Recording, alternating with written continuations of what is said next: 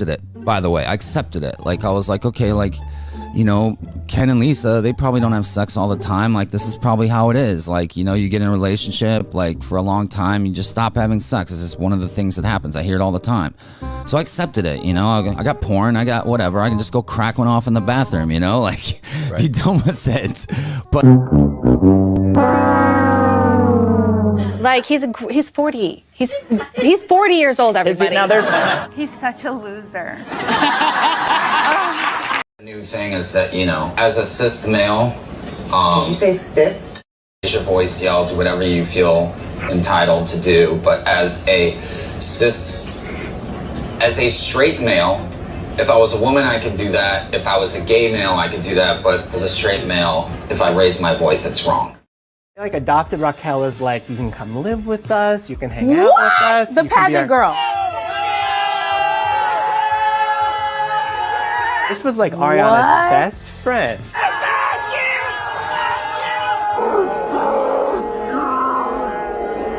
That's insane. And this was going on for like 6 months. For 7 months. Wow. That's a long time. That's grounds for dismissal. Or like murder. You want anything? For you to die.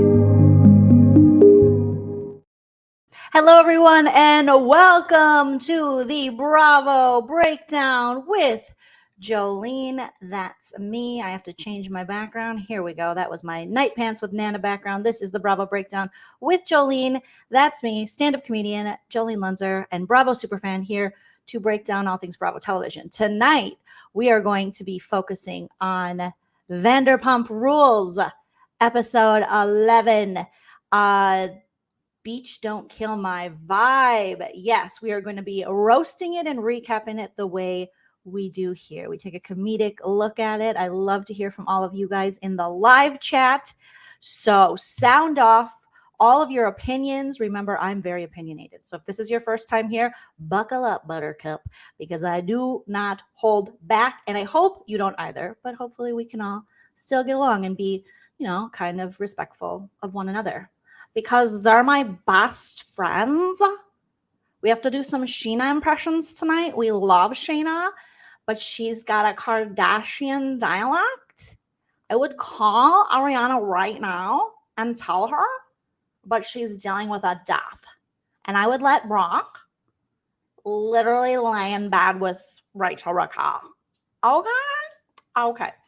Don't forget to smash that like, you guys. I think last video we hit 843 likes, which is amazing. Let's set that goal for 1,000 tonight. Let's just hit that like. It's a free way to support me. It helps me in the algorithm. If you want to support further, obviously super chats are very much appreciated while we're live. Super thanks after the video post. Or you can hit me up on the Cash App, Venmo, PayPal, or join one of my YouTube memberships. I also have Patreon. So many ways.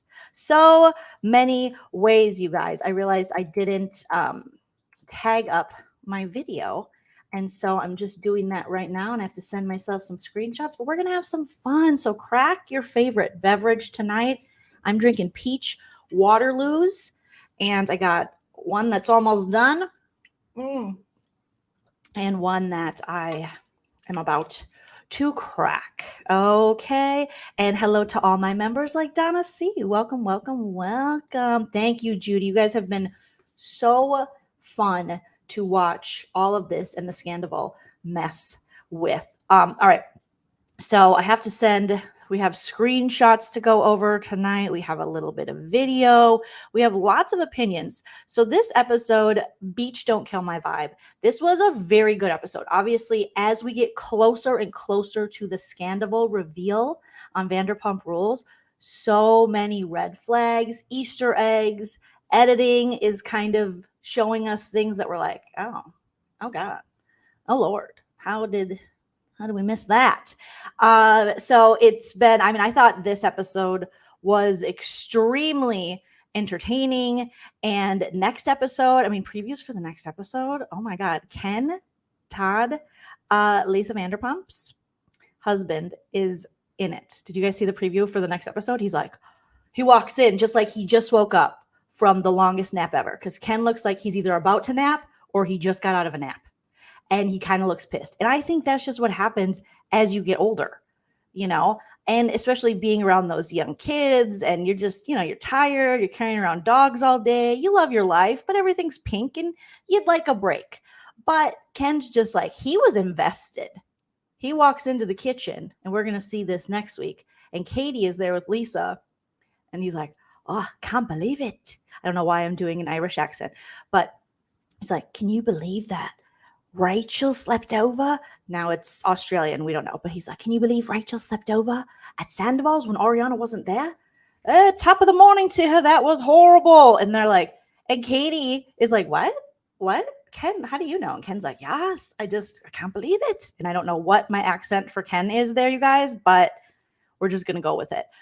I'm like, oh my gosh, Ken is spilling all the Scandoval tea, right? Natashki says, Ken pretends to sleep so he can ear hustle all the gossip. I think so. I think he's like, just don't talk to me. And that was like the general vibe I got from him on Real Housewives of Beverly Hills a lot of times as well, which, you know, you can't always blame the guy. I mean, you live long enough, you work hard enough, and you just can put up with less and less BS. And I think that's where Ken's at. Ken was just like, can you guys believe it? I mean, oh my God. Ariana's out of town and Rachel Raquel's over sleeping over there. Lisa would cut off my donga if that happened, okay? I would no longer be able to get a rager in the cager because Lisa would chop it off. Right, Lisa? And Lisa's like, yes, darling. I would chop it off. And Katie's just like, what is going on? Katie in Paris is having all of the fashion moments this season, and I'm pretty excited for her. And this, I will say, if I had to pick two MVPs for the last episode's two MVPs were Katie and Ally. Because who knew James Kennedy's new girlfriend was going to be the one who, you know, exposed this Scandoval hanging out alone at the Abbey, which people already had questions. So this only made them question Rachel Raquel and Scandoval even more. So I would say that last week's episode, it was those two. And this week's episode, you know, Katie Maloney, again, I'm sorry, she's MVP, calling out Scandoval. And maybe, I have to think about that one. You guys put in the chat who you think is the second. I kind of want to say Lala, but again, it might just be Ally again because, I mean, she told James to shut up. I mean, I love that. I really think James needs to be with someone who tells him to shut up. And I don't normally advocate for couples telling each other to shut up. If my husband ever tells me to shut up, God help him, you know? And so he's smart enough not to do that. But someone like James, I feel like he needs that. And we'll also talk about James's appearance last night on Watch What Happens Live, which was very good, very entertaining. I still always will have my issues with James. I don't believe he's completely absolved and he's the hero of the show this season. I realize he's the comic relief, but I still think, you know, there's still some issues there with James. I mean, they all have issues, but I think we're just kind of forgetting about it because of the bigger issues at hand. So yeah. Shut up, stop doing coke. Okay, I think that might be about James. Allegedly, of course. Everything I say is 100% true except for the parts that are 100% false, and everything is alleged. And for entertainment purposes only. Okay, you guys are saying Ally again. I mean, I have to agree with you. She showed up and she showed out. And you know, Zachary Reality, who we had on the show a couple of weeks ago, he told me, he's like, Ally's gonna come into her own. You're gonna see it. And he's like, I can't tell you too much, but you're gonna see something, you know. And we're starting to see it. I think we are starting to see this side of Ally, and I'm here for it. Sue says, yep, exactly. With the quotes, I love that. Allegedly. But I mean, yes, James was very entertaining on Watch What Happens Live. He spoke faster than me, and I didn't think that was possible. So awesome. All right, let's get into the notes. Let's get into the roasting. Let's get some screenshots pulled up here for you guys. While we're doing that, make sure you smash that like. All right. So Everyone is hungover from Katie's birthday. We just had Katie's epic birthday party where Rachel Raquel showed up uninvited.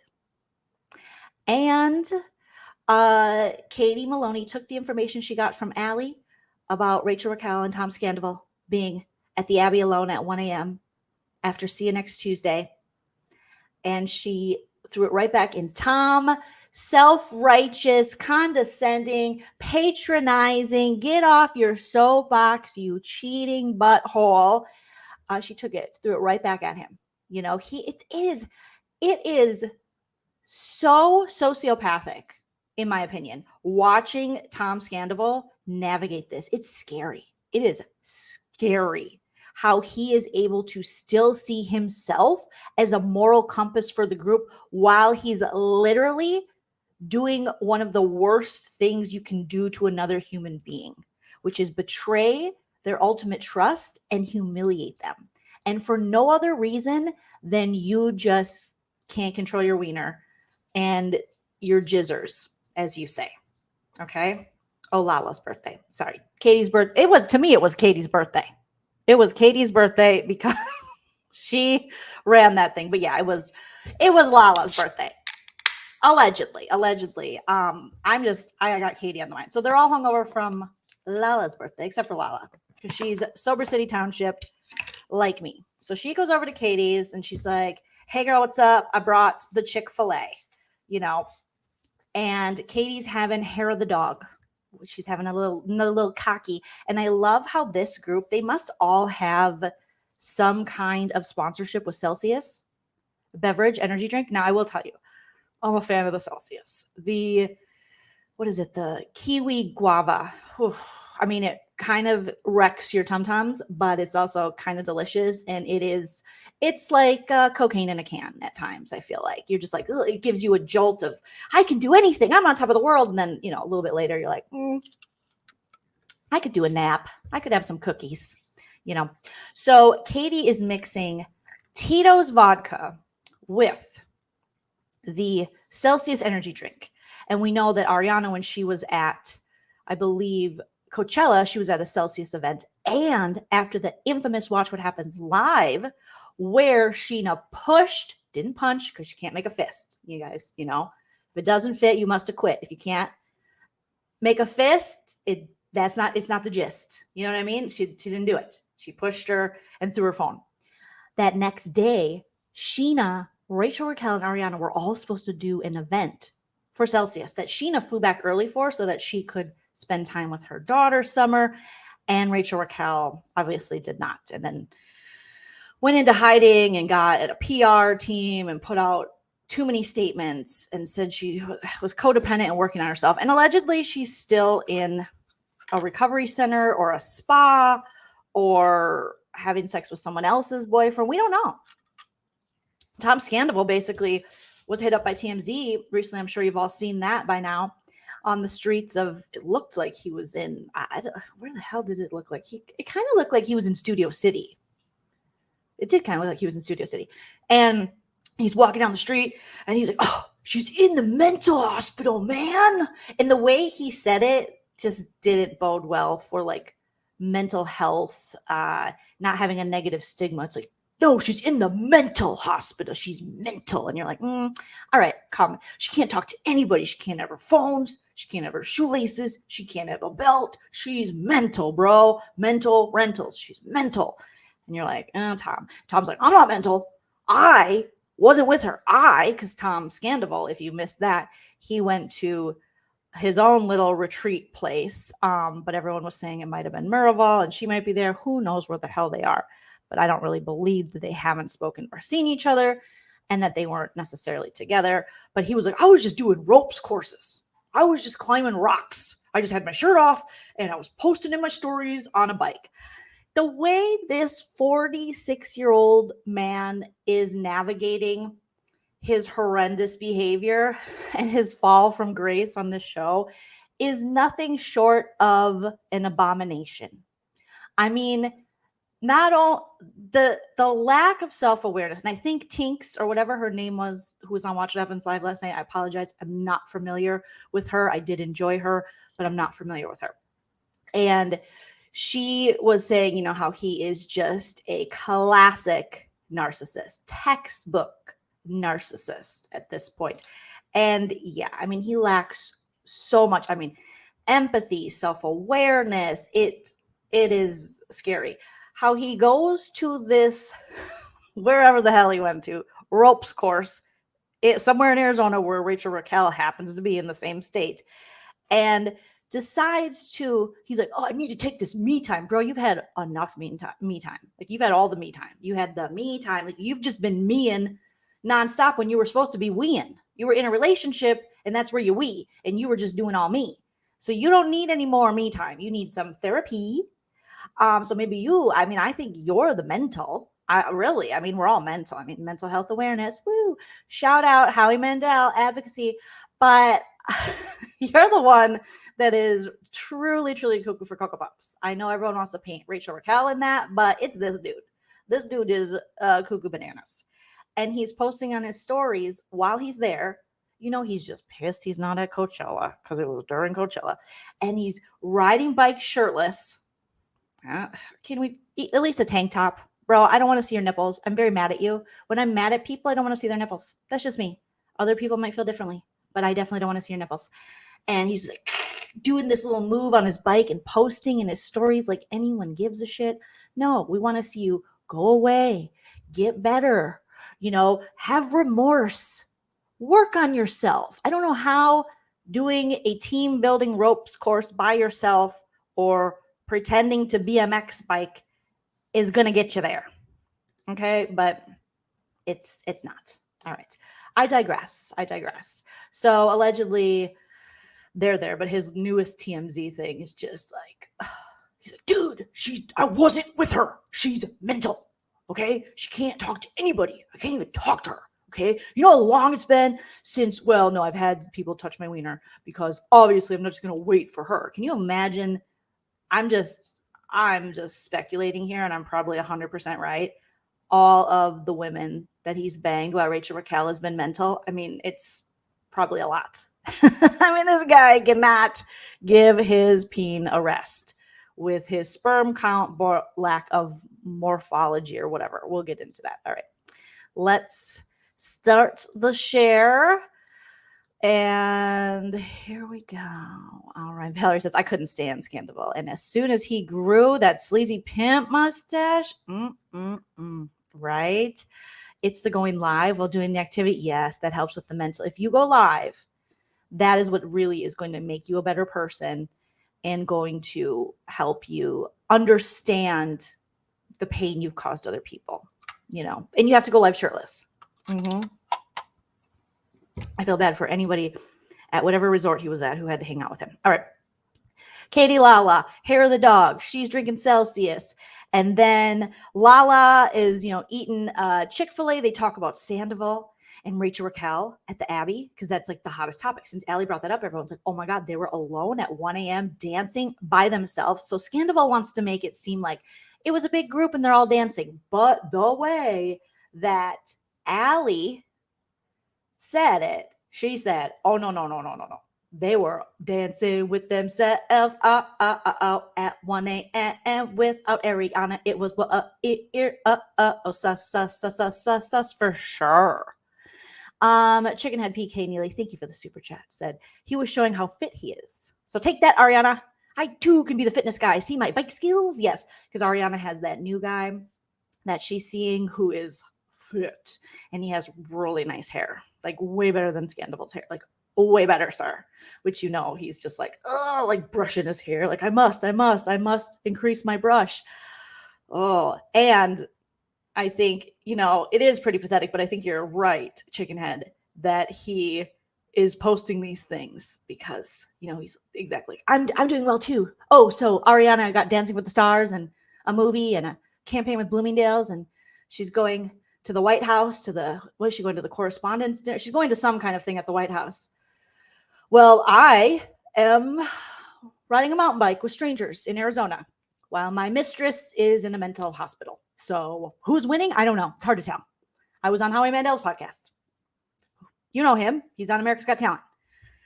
And I think he's a comedian too. So pretty big deal. right? Pretty big deal. And everyone's like, no. I'm so sorry. It's not a big deal. It's horrible. So everyone's talking about seeing them at the Abbey, and it is just the juiciest tidbit now because people are starting to put the story, the pieces of the puzzle together. Okay. So they were both saying, Lala and Katie are like, and Rachel Raquel has said herself that she cannot control herself when she's drinking. No, not Rachel Raquel. Oh my gosh. So they're like, something's going on. And you can just tell the two of them are like, we don't believe it. We don't believe that it's just this innocent thing. Something is going on. All right. She is at all of Tom Scandoval's concerts. I really have to put together a video of all of my findings from stalking because now Rachel Raquel has erased all of her stories from Instagram. So all of the juicy stories that we were all able to go find on her public Instagram, because again, I do the stalking, totally legal, so you guys can have a normal life, okay? I do that because I love you. And we found all these juicy tidbits. Him cheering for her and making weird comments at her pageant that she placed, 52nd in, I think. And then she turned 28 and it was over. Game over, bro. Donald Trump says you are done. So something's going on. So they're just like, Rachel Raquel. I mean, who can control themselves with this guy? I mean, look at the glitter. Oh my God. Nothing makes me moister than a man with extra glitter. Okay. Than a cheater, pumpkin eater with extra glitter and a side part. Ooh, with bangs. Ooh, a 46-year-old with bangs. Sexy. Can I hit it from the front? Can I hit it from the back? Do you like that? DM Rocks, thank you so much for the super chat. Hey, do you like Katie's new guy, Satchel? No, I like him. I think he's cute. And I think, like in that, when they said on Watch What Happens Live, and the first person that said it was Sheena, that he had the Vanderpump Dog's hairdo. I mean, kind of funny because he does. He's got like a little cute little perm thing going on. He's an artist. He's an actor. I'm sure he's a very nice guy. He seems like a pacifist. He seems like he eats all organic. He seems like you can find him wandering the aisles of Whole Foods. I feel like he's probably, a cat guy, he's probably has a couple cats, and they're probably like Maine Coons, something very exotic and awesome. He probably likes to rip a couple bong hits. I don't know if that's how you say that. And, just chill. So do I like him? Yes, more than Schwartz for her, because so far he hasn't said anything.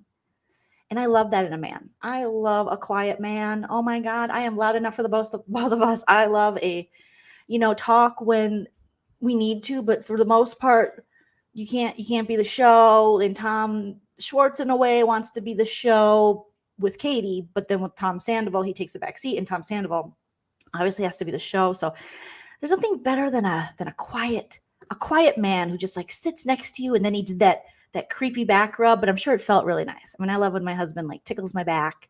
It makes me feel, safe and nice. So do I like him? Sure I do. I like him for a quick little fling. I like him for a guy that you see once, what do they call that? Why am I forgetting what that's called? Where it's a rebound. I like him for a rebound. He's a great rebound. How fun. He's younger. He's very different than Schwartz in that he's not saying stupid stuff. So far, he hasn't got lost in Mexico. He hasn't thrown a drink at her. He doesn't look sweaty. He hasn't been intoxicated to the point of oblivion. He doesn't have triplets for brothers. I love him. Yes, he's a good rebound. You want someone very different for a rebound. You can't recreate the madness. You cannot recreate the trauma. It's not going to be good for you. So to answer your question in long form, yes. All right. So with the Abbey, they talk and they're just like, oh, Rachel Raquel, not going to be able to handle herself. Then we have the most disgusting scene. It's just like you guys, I have a total theory about this. Put your tinfoil hats on. Tom and Tom are at a food truck. And Tom Schwartz is like, I wish we would open up a food truck. This looks easy. Food trucks are actually très difficile. My husband, when we lived in Minneapolis, he worked for a food truck, and it was a wonderful Indian food truck. And it was this like, they were like, now I think they've grown and they have like restaurants and stuff, but the food truck business is a rough business. Sir, you can't open a strip mall bar. You can't open a can by yourself. Well, basically all you can do is open a can of Coors Lights. That's all you can open. That's it. You know, you can't open the boxes to move yourself into the apartment. You can't do that stuff. Okay. So Schwartzy, quiet. And this is where the Toms start their Ariana slander. They thought, hey, this is never going to come out because this is how sick Scandoval is. I truly, truly believe this. He was like, listen, I got the show on lock. I'm the narrator. Everybody loves me. I'm a Tom. I'm the main Tom. You're sidecar Tom. I'm main Tom. We got rid of Jax. I'm number one guy. They're going to roll with me. We're going to kick Ariana out ever so slowly. I'll say I can't break up with her. It's really hard. I'm only 52. How am I supposed to know how to break up with a woman that I've been dating 10 years? So I'm going to slowly ice her out, make the audience hate her. She's a bitch. She's cold, misogyny, the patriarchy. Everyone will fall for it. And then I want to slide new Raquel in, and everyone will forget and just like focus on her giraffe legs. And that'll be my new girl. And then you can be with that hairdresser chick. She's not as cool as my chick, but she can cut her hair. So perfect. And Tom's like, okay, whatever you say. I'm intoxicated. So this is when they start being like, good. Even Schwartz is like, oh, Rachel's awesome. She's like, awesome. And I'm thinking, what the frick is so awesome about Rachel? What's so awesome about Rachel? They say these things, but they never give examples of why she's awesome. Can she draw? Is she a good singer? Does she solve math problems for you? Does she always have extra cash to give you when you need it? What makes her awesome? And they don't. They say she's awesome. And they thought our dumbasses would be like, well, I mean, they said she's awesome. I'm like, I know she's not awesome. I know she's not awesome. I was ready to have a full-on team Rachel Raquel before I knew of all this Scandoval pity party, because I felt like she had to put up with James, and I wanted her to find her voice, not knowing she found her voice. She found other people's voices. She found other people's men's voices. She found penises. She found it all. But I didn't know at the time. So did I ever think she's awesome? No. But I felt bad for her. And I wanted her to have, I wanted her to strive and thrive as a woman. But now I take most of that back. Now I don't care. Now just bye-bye, see you later. Not interested, unless you break Scandoval's heart, which then I'll be interested. Again, I will be interested. So they're just, talking about, Ariana, God, she's just so difficult. Tom Sandoval's like, she just like thinks I'm stupid and annoying. Well, you are. No offense, but you are. You act like it. And you guys already had this conversation on the couch when she was like, hey, are you going to sperminate my eggs or what? What's going on? What's happening? Because you're the one that's like pushing all this stuff.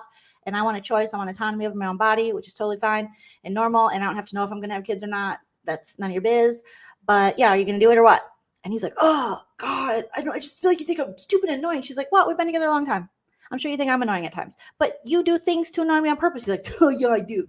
I mean, you're literally saying this while you're wearing this alleged lightning bolt necklace that you have as a sign, allegedly, of your affection for Rachel Raquel, the giraffe ex pageant girl. It's just, oh my God, this guy, sociopaths. Thank you, Natasha. Thank you. Sociopaths and can easily and quickly lie. So, I mean, the guilt I would have, I would be like throwing up. I just couldn't. I know myself. I couldn't carry on this lie. I'm banging Rachel Raquel. I have to tell you, I can't do this anymore. It's bad enough I'm wearing these, these button-up bowling shirts. Now I'm with like the little tanker underneath, and I have this mustache. Everything's bad, and white eyeliner. But I'm also banging Rachel Raquel, so no one should like me. Okay. And this guy is, it's very, very, it's very creepy because he's just like, Ariana, she just like loves me. And she's like such a bitch. She's such a bitch, bro. You know what I mean? And Tom Schwartz is like, yeah, I get it. Ariana is very hard on you. I don't know. Is she hard on him because she is supportive and loving to him despite him wanting to be a karaoke singer professionally and taking money out of their home's equity for his strip mall bar that he still hasn't opened because he can't pick out a couch and he wants to blame everybody else. I would say she's pretty understanding. She's a pretty cool girlfriend. All right. But this narrative is insane. Okay. So, and then they're talking about Rachel Raquel. She's so awesome. And then Schwartz is like, I'm not attracted to her sexually. And Tom's like, really? Really? You're not? Are you sure? Oh, man. Because, I mean, that's okay. And at this point, there is no doubt in my mind that Tom Schwartz knows it all. He's covering for him, all the stuff. I even forgot now what Tom Schwartz says he found out in August. And he thought it was only a one-time thing. No, he knows. And this is what they've been building. We're going to ice Katie and Ariana out. How dare they not? How dare Ariana get in the way of Tom Sandoval's affair? And how dare Katie get in the way of Schwartz being a successful businessman and not want to put up with his bullshit the rest of her life while he cheats on her and gaslights her and tells her she's the crazy one. How dare she? And then have a sandwich shop and be within months more successful at it than he is with the strip mall bar. How dare she? So they were going to ice them out and bring Rachel Raquel and the Avril Lavigne hairdresser, Joe, in. And this scene is just exactly them doing that. And Tom's just like, Scandoval's like, oh my God, you guys, seriously, it's so hard because, oh, okay. Yeah, Tom, you're right. She is really hard on me. Sometimes she's like, Tom, did you floss? And I'm like, God, bitch, get off my case. You know I don't floss. I use the Picks. The dentist says it's better for your gums. God, she's such a bitch. She's such a bitch. Ugh. And then he has the audacity to say, you know, just like Ariana doesn't work on her love. I like work on our love. I actively work on our love. I literally work on our love, Tom. Okay? I start every morning masturbating to pictures of Rachel Raquel and then giving her a dumpling latte. Okay? And Tom Schwartz is like, whoa, cool. Where am I? Is this Earth? Do I have my starlights on? No? Okay. Wow, you're amazing, Tom. I love when we wake up together. I mean, keep talking, Tom. You're the main Tom. I know, I'm the main Tom. What does she say when I give her this amazing dumpling latte? She says, thanks. I'm like, what, bitch? That's it. That's all I get is a thanks? Damn, get off my nuts or get on them. Oh, God. Oh, I get the special almond milk, you know, the kind that's made with like unproblematic almonds. You know what I'm talking about? God, shit. Thank you, DM Rocks. I just want to say Lala outfits and style are great this season. I'm trying to think what was Lala's last outfit I saw?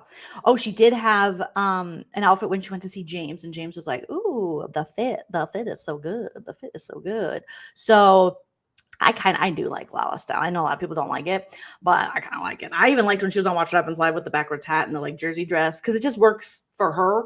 I remember one time she was wearing like a Tupac swimsuit on a red carpet. That wasn't my favorite, even though I love Tupac. I was like, even Tupac's like, not for you. No, that's too much. But yeah, I have to agree. DM Rocks, thank you so much for that super chat. So yeah, so he's just, as he's penetrating her friend and lying to her, he's telling the audience with Tom Schwartz that he's literally and actively working on his love, and Ariana doesn't, because he makes her a latte. Listen, you can shove your lattes up your ass, Tom Sandoval. All right. I would rather a man never make me a latte a day in his life and not stick his wiener in my friend for 7 months or a year and a half than a man who makes me a latte and then behind my back is getting herpes all over our combined joint common law bed. Okay. I mean, this scene made me like, it made me want to write angry letters. Okay, we'll say that because we don't want to get in trouble. But you know, I was like, what is this? What did this man just say? This man just say he's literally working on their love because he makes her a coffee while he's sticking his dick in someone else. Okay, Sandy Butt. Okay. We're not here for this. So I love that this scene failed just like the Tom's restaurant ventures. I love that it just went straight down the Tom toilet. Okay. I can't take enough mushrooms to salvage this scene. This scene is horrid. Everything Tom says, it's sociopathic. It's crazy at this point, knowing what we know. And it's so forced, and they're trying to push and create propaganda. They're really trying to create propaganda with this. Just like, Ariana is the worst, women get when they get older, because what is she, like 37? Old bitch. And Rachel, oh, she's great. She just smiles and she doesn't understand all the words you're saying. It's like being with a woman who just listens and just doesn't understand what you're saying. So she can't really argue with you. And she just looks at you with those big eyes and stands there with those tall legs. And I get to do all the talking and be the star. And she's like, Tom, you're great. And I'm like, I know. Oh, why can't all women be like that? God.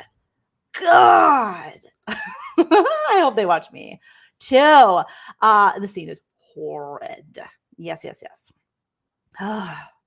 So the dumpling latte, barfarama, bro. Bubba and dumpling. I don't want to hear it again. If you have a significant other right now who calls you either of those things, pull them aside and be like, I love you, babe. So much love. Love. But I know 2 psychopaths on a reality show who call their significant others that, and I don't want to be associated with that. So change the name. I mean, dumpling, I know that that's his term of endearment for Ariana. And it has been, I remember when he got the sidecar and he got the helmet and he wrote dumpling on it for Ariana. But I believe Scandoval is probably the type of guy who then is probably calling Rachel Raquel dumpling by now. He's a recycled mess. It's pattern after pattern. It's a loop of bad behavior and cheating. And I hate it. Okay. Then we go over to Ally and James. They are hungover as well. They're having PB&Js. James is really a culinary master, much like me. Okay. Oh my gosh. Yes. TMC. Cringe kings. They are cringe kings. Cringe trash. It is so bad. So bad. So Ally and James are doing PB&Js, and Ally's doing astrology while James makes the PB&J. And he's like, babe, I'm going to make you PB&J. And she's like, I love PB&Js. He's like, what are you doing over there? Is Uranus? Am I all up in Uranus? And she's like, ha, James, it's not funny at all. That's not even a thing. Okay.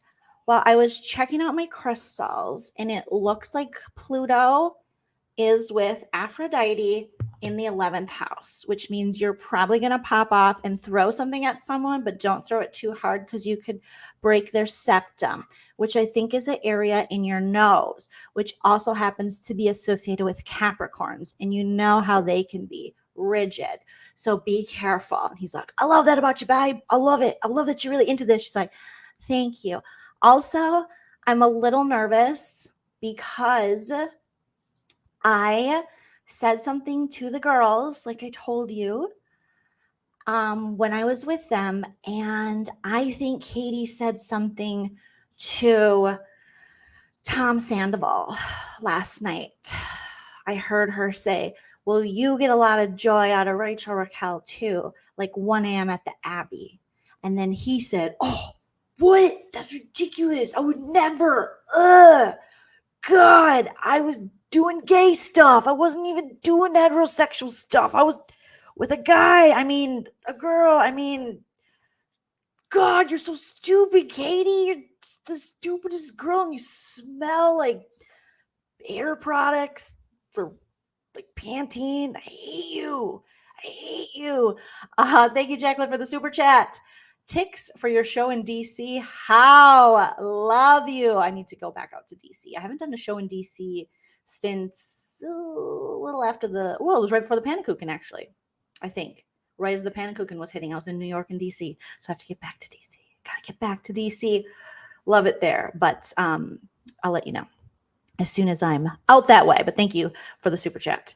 So Ally is nervous. She's nervous that now the cat's out of the bag. She's new to the group. They're all very incestuous. She doesn't necessarily understand them. And she doesn't want to talk about it or be called out. She's like, I just told them, and I don't know, if I'm going to have to talk to people about this. And, Katie also told me when I told them this that Ariana and Tom don't have a lot of rules. And James like, so that means they're probably open relationship. I'm Australian, James. Open relationship. Brock just came in. Hi. So James immediately says, they must have open relationship. And Ally's like, why? Oh, could it be because, you know what? I know why. Hold on. Let me check my astrological charts. I think I did see something. Oh, no, that's a picture of a dachshund. I do love dachshunds, but most Libras do. I think I'm a Libra or a Sagittarius. I'm not really sure. It depends where my moon is and what house I'm in, but okay. Well, we know that Tom Sandoval is a Cancer, and Cancer men, like the girl from Summer House said, cheaters, very big cheaters. Just, they cheat. Their wieners just fly off their bodies, especially in the months from April to February. March, they have their myriads. Men have that. It's a period of time like a woman's period where he's just not feeling like he can necessarily do that. But Cancer men, sometimes they can push through even, and they do myriad sex, and it's crazy. So yeah, and he's got a fifth house in Pluto's potassium. Oh no. Okay. Yeah, that's what's going on. Okay. Oh God. So that he probably is in an open relationship, but she doesn't know. Let me consult my crystals. Oh, vibes. Yes, I feel it. My areolas just tingled in that. Vibes on vibes. Oh my God. Hold on, I have to do a quick TikTok. You guys, if your house is in the 6th house of the Pluto anus, vibes on vibes. Okay, cash on cash. So hit me up for more readings. Thank you. I am living my dream, James. I love it. I love that Ally is just she's dedicated. She's dedicated to this astrology. And I love people that know about astrology, because then I'm just like, it explains my whole life. I love it. And I'm like, oh yes, Aquarius. That's why I'm late. It's because I'm an Aquarius. Okay. Why do I go off on tangents and tend to listen to myself? Because I'm an Aquarius. I can't help it. I'm not going to change. It's like in the stars and shit. I didn't create this. I adore pseudoscience. For real. So Ally is like, oh my goodness, open relationship. Are you sure, James? James is like, I'm sure. I'm very sure. I know about this. So Ally decides, well, should I talk to Ariana? And James is like, oh, you shouldn't talk to Ariana. Talk to Sheena. She loves gossip. She's like, okay, I'll talk to Sheena. Thanks for the PB&J. I had a bite. It was delicious. So then Katie and Ariana visit something about her sandwich shop, and it's super cute because they're going through their little sandwich shop. Obviously, they've made like so much progress compared to the Toms. They already have the lease. They already have a business plan. They have meetings with investors. They're putting a little bit of their own money into it, but not too much, because they've seen what happens with the Toms. Lisa joins them, and she asks a lot of questions about the sandwich shop, like, what are you thinking about? What do you have going on for, the set? What do you have going on for the look? And they're like, oh, it's going to be like a Nora Jones music video or something. Or who is it? Zac Efron. No, it's the lady who writes the movies, the romantic comedies. You guys will know who I'm talking about. But they're just like flowers, sandwiches, love it. And Lisa's like, that is a great idea, darling. I love that. So they talk vision, and then they talk about Oliver, which everyone's kind of talking about Oliver, because I think the Oliver thing was going to be a bigger storyline for everybody. But then all the Scandoval stuff dropped, and we're like, sorry, Oliver, we know that you totally threw your wife and family out so you could be on the show, but we're not going to really include you that much. Sorry, you're just going to be in a couple cameos. Yeah, but thank you so much for selling your soul for Vanderpump. We appreciate you. Also, we love your mom, Garcelle. She's amazing. So they talk about him, and Lisa's like, oh my God, Rachel Raquel did nothing wrong. What? They were broken up, Oliver and her husband? Darling, no, they did nothing wrong. And Ariana's like, yes, Rachel Raquel did nothing wrong. I mean, he said he was separated. Rachel Raquel's a good person. And Katie Maloney has Rachel Raquel's number. And she's like, she's a hoe. No, I don't like her. She sucks and she's a hoe. And Lisa's like, oh, darling, don't let him making out with your ex as you were divorcing him when you asked her multiple times not to do that. Don't make that a thing. You can get through this.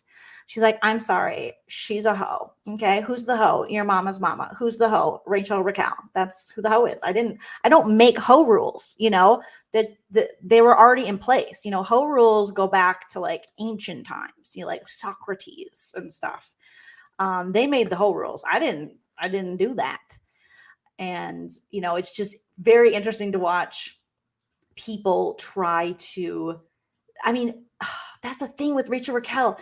She had so many people that really had her back and were like fighting for her in this cast, whether it be Lisa or Ariana or Scandoval or, we know what Scandoval was. He was getting paid. None of the rest of them really getting paid for them being Rachel Raquel's bodyguard. Ariana, they really had her back and were like, she's such a good person. She would never do anything. She's the nicest, tallest girl I've ever met.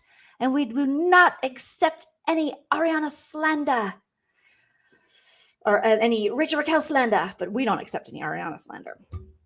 But oh my goodness, this gets awkward knowing what we know now about the situation. Okay, so that hoe over there, that's what Katie said. Katie said she's a hoe. She's a whole hoe. She's a ho-ho. She's a ho-ho-ho. Okay, and not as tasty and not as delicious, but she will make you pack on the calories and the pounds. Then we have Lala and Jameson. I was going to say hook up, meet up. I have another theory. Put your tinfoil hats on. She's the wee hoes. Yep, she is a wee ho, he ho. It's genderless. Hoism is, there's no gender to it. Tom's a hoe, Raquel's a hoe, he's a hoe, she's a hoe, we's a hoe. They're all living wee ho. They're all the hoes. Ho, ho, ho. Green giant, Merry Christmas. It's just, it's a hoe city, bitch, ho city, bitch. That's how it is. So Lala and James meet up, and James is like, oh, Lala, you look so good. And Lala's like, do I? Thanks, bitch. I'm Lauren from Utah, ho. There's still a lot of, in my opinion, feel free to put it in the chat what you think, sexual tension between Lala and James. In this conversation, there is little quips, little funnies that are made about James's wiener. And Lala says that, his cock. I talk about his cock. And she said, well, I came back twice, so I'm a return customer. So that means she had sex with James twice. Why did I only think they had sex once? But something tells me if it was twice, it was 6 times. And then times 3. Okay? So plus 4, carry the 1 squared. So whatever the math is on that, that's how many times they did it. Part of me is just like, why aren't these two together? I know some people might be like, no way, they're too big of, 2 hotheads together, but maybe. I know people say, I don't know, I still pick up, like I still see that, once you hook up with someone, I still see that light in her when he compliments her. She's like, oh, really? And Jameson, the cute little nicknames. And I know everyone on this show was like, he's like a brother to me, but what kind of brother? I don't know about you guys. Do you guys have sex with your brothers? I hope not. Pretty sure it's illegal unless you live in like Oklahoma. I don't know. Is it? I don't know. I'm not sure. I've never been. Have I? I think I've been to Oklahoma, but I don't advocate for that. Okay. So I think there's just a little thing. I think there's still a little thing. I wouldn't be surprised if down the road, maybe they ended up together. Even Andy Cohen on Watch What Happens Live was like, between you and Lala, Ally, it's just, they do have that sexual chemistry. And, it's been like that for a while. So they have each other's backs. I mean, I find it creepy when people are like, no, he's like a brother to me, but you banged him. You're not supposed to bang your brother. You're just, I know, I didn't make those rules either, but you're just not supposed to. It's not right. It's not the right move. So everyone should try to not do that. That's what Howie Mandel is an advocate for mental health. I'm an advocate for don't bang, people that you might be related to. That's just me. Now on the show, they like to say, oh, he's like a brother to me, while they're literally, going down to Stinky Town with them. So, but, I, like Ariana, I take sketch comedy very seriously, and I take that very seriously. Okay. So, right? Exactly. Like, okay. I'm glad that you were never a part of that. I'm glad you're never a part of that. Because it's not a good thing, you guys. Oh, I should empty my trash. I just noticed this on my on my desktop. I'm like, my ADD kicked in. I was like, I have a full trash can. I must empty it now. So then they talk about, besides talking about James's cock-a-doodle-doo, they talk about James has a big music festival coming up. He's going to open for Cascade. Now, I know Cascade very well. Once I found Finish, I stopped using Cascade because I was told by the person from a new dishwasher that Finish is the way to go, like those little Finish tablets, like the 3-in-1, the way to go. But when I had my old dishwasher, I was using liquid Cascade all the time. And they were like, oh, that'll ruin your dishwasher. And I thought, I love Cascade. I thought it smelled good. But so that's the Cascade I know. Apparently there's a Cascade who's like a DJ Cascade. I think he's like a Scandinavian looking dude or something. And he's a big deal. He's a very big deal. James is opening for him at a festival. He's very excited, and good for you, James. It's one of your little dreams, and I love it. I love that for you. So they talk about that and how excited he is, and he plans a beach day at Hermosa Beach. And he says he's going to invite everyone, including Rachel Raquel, because he knows what it's like to be left out, and he doesn't want to be that person that leaves people out. Okay. Right? Thank you, Priya. Thank you. Oh, he's like Skrillex. Okay. Which are pans, or are they, wait, I've heard of the Skrillex. Is he like DJ Aoki? Oh, Skrillex. Okay. But isn't that like kitchen stuff? Kitchen. Skrillex. Yeah. Cooking with Skrillex. Oh no, that's still the guy. Pin on Cooking with Skrillex. Okay, I went all the way to Pinterest. Okay, he's an interesting looking dude. He's got like the half, well, in this one he had the half head shaved. All right, so let's un-old person myself.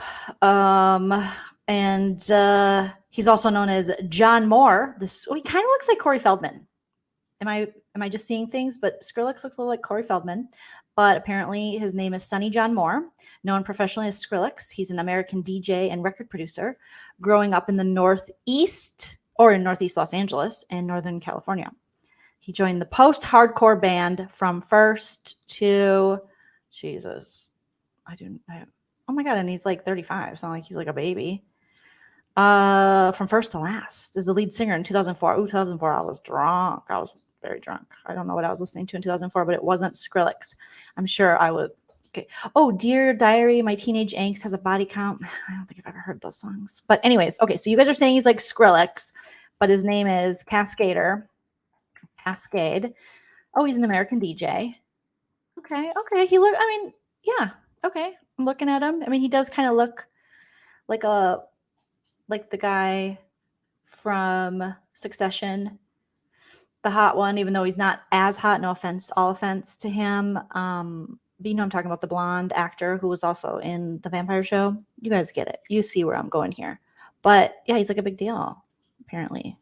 I need to really get better about DJ music. Oh, and his name isn't even Cascade. That's not his birth name. His mom did not go, oh, you little baby Cascade, let's breastfeed. His name is Ryan. Oh, that's unfortunate. Ryan Gary Radden, okay, better known as a stage name Cascade, is an American DJ, record producer, and remixer. All right. He was voted America's best DJ in 2011 and 2013. He's 52. Get Cascade. You look good. He must not smoke. He looks very good. Tom Sandoval, he smokes too much. The skin doesn't lie. The ring didn't mean a thing, and the skin don't lie. All right. Wow. I'm sure I've heard one of his bangers before.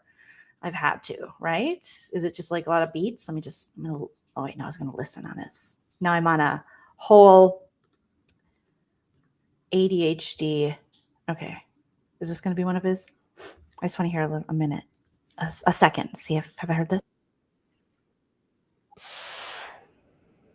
I feel like if I was like on acid or dropped a little mushrooms or had a couple of vodka Red Bulls, I'd be like, lips are swollen and they're tingling. I can't feel my feet or my vagina. Okay, yeah, I like it. It sounds nice. It sounds a little modern day Enya, you know? I'm old school too. But I will say I went to Coachella for one day and I looked all over to see if Rachel, Raquel, and Tom were there, lying, because I was like, they're lying to us. They're probably there. And I didn't see them. So they were still at that Arizona place. And my friend and I, we went to see Bjork because we were like, oh my God, Bjork, obviously. We love Bjork, the Icelandic queen. And then Blink-182 was there and they got old. I don't know. I was just there for Travis and looking for Courtney Kardashian Barker. But the other two who looked the same, I don't know when everyone got so old. Apparently I did too. And everyone else was a DJ. And that day, we didn't know anybody really. So, right? Confirmed. I bet you I would like this Cascade Judy because it sounded really just like nice. Like it was just going to be very calming to your uterus. Okay. Did you see Debbie? I didn't. I didn't see Debbie. I didn't see Dottie. I didn't see. Yeah. But I did learn that I have to diversify my portfolio of music because when we went in, like the areas where they had the DJ music, we're like, oh, we get why the kids listen to this shit. Because we were kind of being a little old. We're like, doesn't anyone play like instruments anymore? Everyone's like DJing. But then we're like, oh no, this is really good. We were actually jamming more to that than we were the Blink-182. I was very disappointed, but I'm going off on a tangent now. All right. So back to Lala and James. They are, talking about the Hermosa Beach and then the Don. Lala will bring the Don Juan. James says Rachel isn't a problem anymore. She's Schwartz's problem now. So she ain't my problem. She's old Schwartz's problem. And Schwartz is like, huh? What? Okay, cool. I don't know where I am. Then the Toms go to the doctor together because Tom Sandy Butt has to figure out if he has swimmers that can fertilize Ariana's eggies. Okay.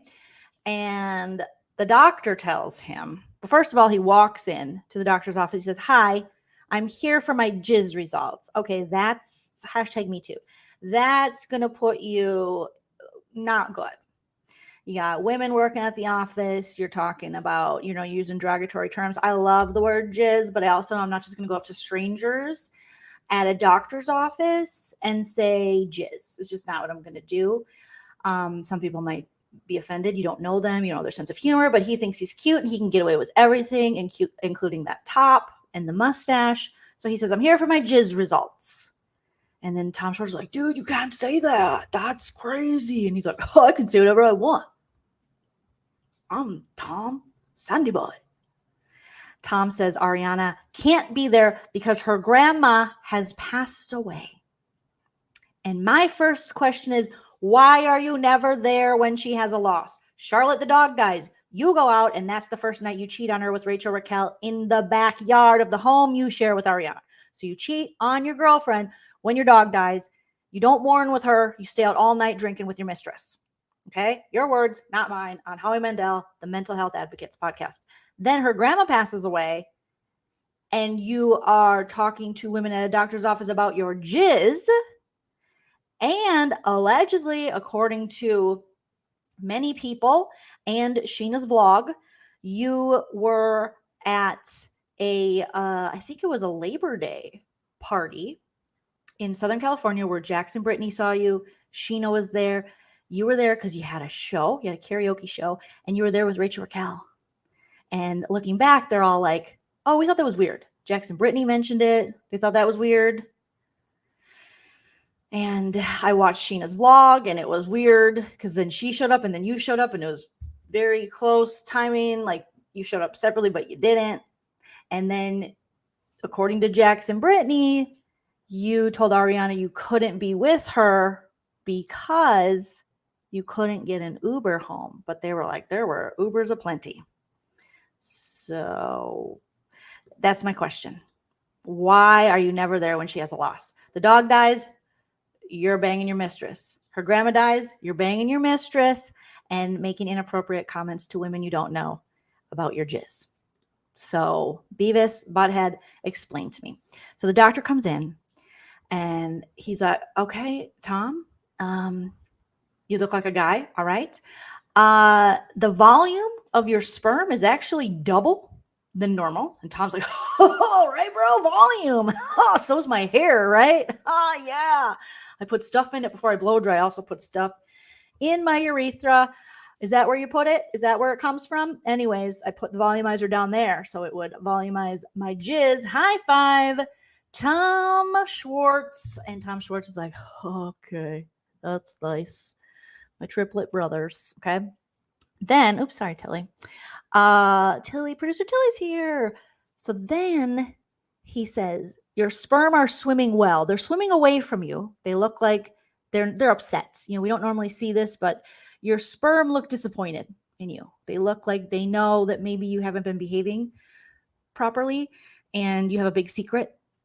So they're going the opposite direction. We normally like them to swim toward, the host, but they are trying to get out even when, you're not aroused, even when you're not forcing them out. They are running for the hills, literally. Okay. Because Vanderpump Rules this season is edited a lot like The Hills. If you guys haven't noticed, sometimes I catch myself watching and going, am I watching The Hills? It's giving me Hills vibes, which tinfoil hat with Auntie Joleen makes me think, how much of this is scripted?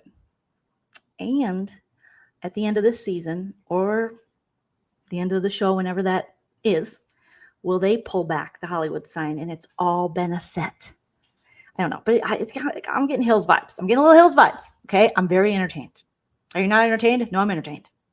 All right. So the doctor's like, they're swimming well, but they're swimming away from you.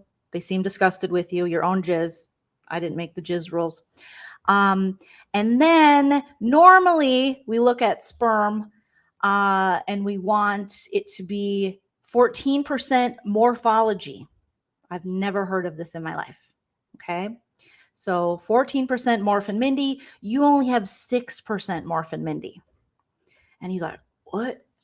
So the doctor's like, yeah, it can be from drinking. And Tom's like, yeah, do that all the time, every day. Drunk right now. Drugs? Well, allegedly. Yeah, love it. Love some drugs. And tight clothing. Boy, do my balls like to feel snug in my pants. So he's doing all the things that make his Morph and Mindy morphology low, and it needs to be at a 14%, and he's at a 6. So the doctor says, take 3 more months to fix your sperm. Fix your sperm. Fix your face. Fix your sperm. Improve it. Then he FaceTimes Ariana, who is grieving, and he's just like, hey, babe, what's up? What's up? What's going on? Just, get my sperm checked because I am totally loyal to you, Dumpkin, and I am bringing you a long-distance latte because I am literally working on this relationship. And I am not putting my wiener in other women. Okay. And Ariana, it was sad. Ariana's like, I am emotionally exhausted. She says she lost her grandma Bonnie, which is the most adorable grandma name. Second only to my grandma Ethel, who I get it. Like loss. I mean, obviously grandparents, that your grandparents are going to pass oftentimes sooner than we want. Some people are lucky to even get grandparents. Some people's grandparents pass away even before they're born or before they get to know them. But Ariana, very lucky she got late into her 30s with her grandma, but that, makes it even harder because that she's been such a part of your life. And Ariana said every time she would see her, she would think is this the last time I'm going to see you? And hug her extra tight. And then she lost her. And I know that I still think about my grandma. I still think about my grandpa, you know, and what I wouldn't give for like one more day just to hang out with my grandma and for her to see me as an adult, you know, because she passed away like right before I graduated high school. And she was like, I just want to make it to see Joleen graduate high school. And she just died like a couple months shy of my high school graduation. But I would love for her to see me as an adult woman and ask her questions. And, you know, when people ask that question, is there one person, you know, famous or not, who has passed, who you would want to talk? It's always my grandma Ethel. I'm like, I would just love one more day to just like pick her brain, hug her, smell her, as creepy as that sounds. Like just have her just, I don't know, just have her know me, know my life, meet my husband, like all these things. So my heart just hurt for her and Grandma Bonnie. When I heard Grandma Bonnie, I was like, oh, Grandma Bonnie, I get it. Grandmas are the best. When you get a good grandma, it's just like, it's everything. So my heart broke for her, and Tom's dumbass is just like, oh, okay, yeah, you're just having a rough time. Well, I'm just having sex with Rachel Raquel, and Schwartz is covering for me. So sorcies. And, you know, to hear Ariana say she needs a break. I mean, she's had 2 big losses back to back. And Tom says, I love you, Dumpkin. Dumpkin, not Dumpkin. Dumpkin. It should be Dumpkin because he treats her like poo. I love you, Dumpling. And I'm like, you are a damn psycho. Why? I mean, I know why, but why the facade? Why the fakeness? Why put on this act knowing what we know now? It's so gross. You're in a full-on relationship with Rachel Raquel, and when the cameras are on, you are lying to this woman who's going through horrific loss and her heart is hurting, and you're pretending to love her and then telling your friends and the camera, which is all of us at home, what a guy you are. I mean, in this episode alone, you have said that you are literally working on the relationship and Ariana's not. And then previously when Charlotte passed, you said, well, she's my girl. I got to take care of her, talking about Ariana. And then you went out that night, left Ariana crying at home, stayed out well past filming, and cheated on her in the backyard with Rachel Raquel, to your own admission. You guys, I just don't know if I've disliked someone on reality TV this much in a while. And I mean, there's lots of people to dislike. It's not like he doesn't have competition. I know, Lexi, I wanted to jump through the screen too. He's trying to play us. Yes, Linda, and it's not working because we see each other. We see you. Tommy, Dumpling, Dumpkin, Dumpkin. I literally despise this man right now. He is straight trash, homie. Yuck. Okay. So you and your weak ass sperm counts, whatever it is, you and your low morphology can go. You can go, little girl. We need a little comedic, little interlude here. Let's see if we got, we need a little Nene. Not smart. You're not smart. You're not smart, Tom. You're not. You think you're smart, but you're not, because you're just a liar. So stop believing the lies, honey. And in the words of Kim Richards, you're lying. No, I'm not lying.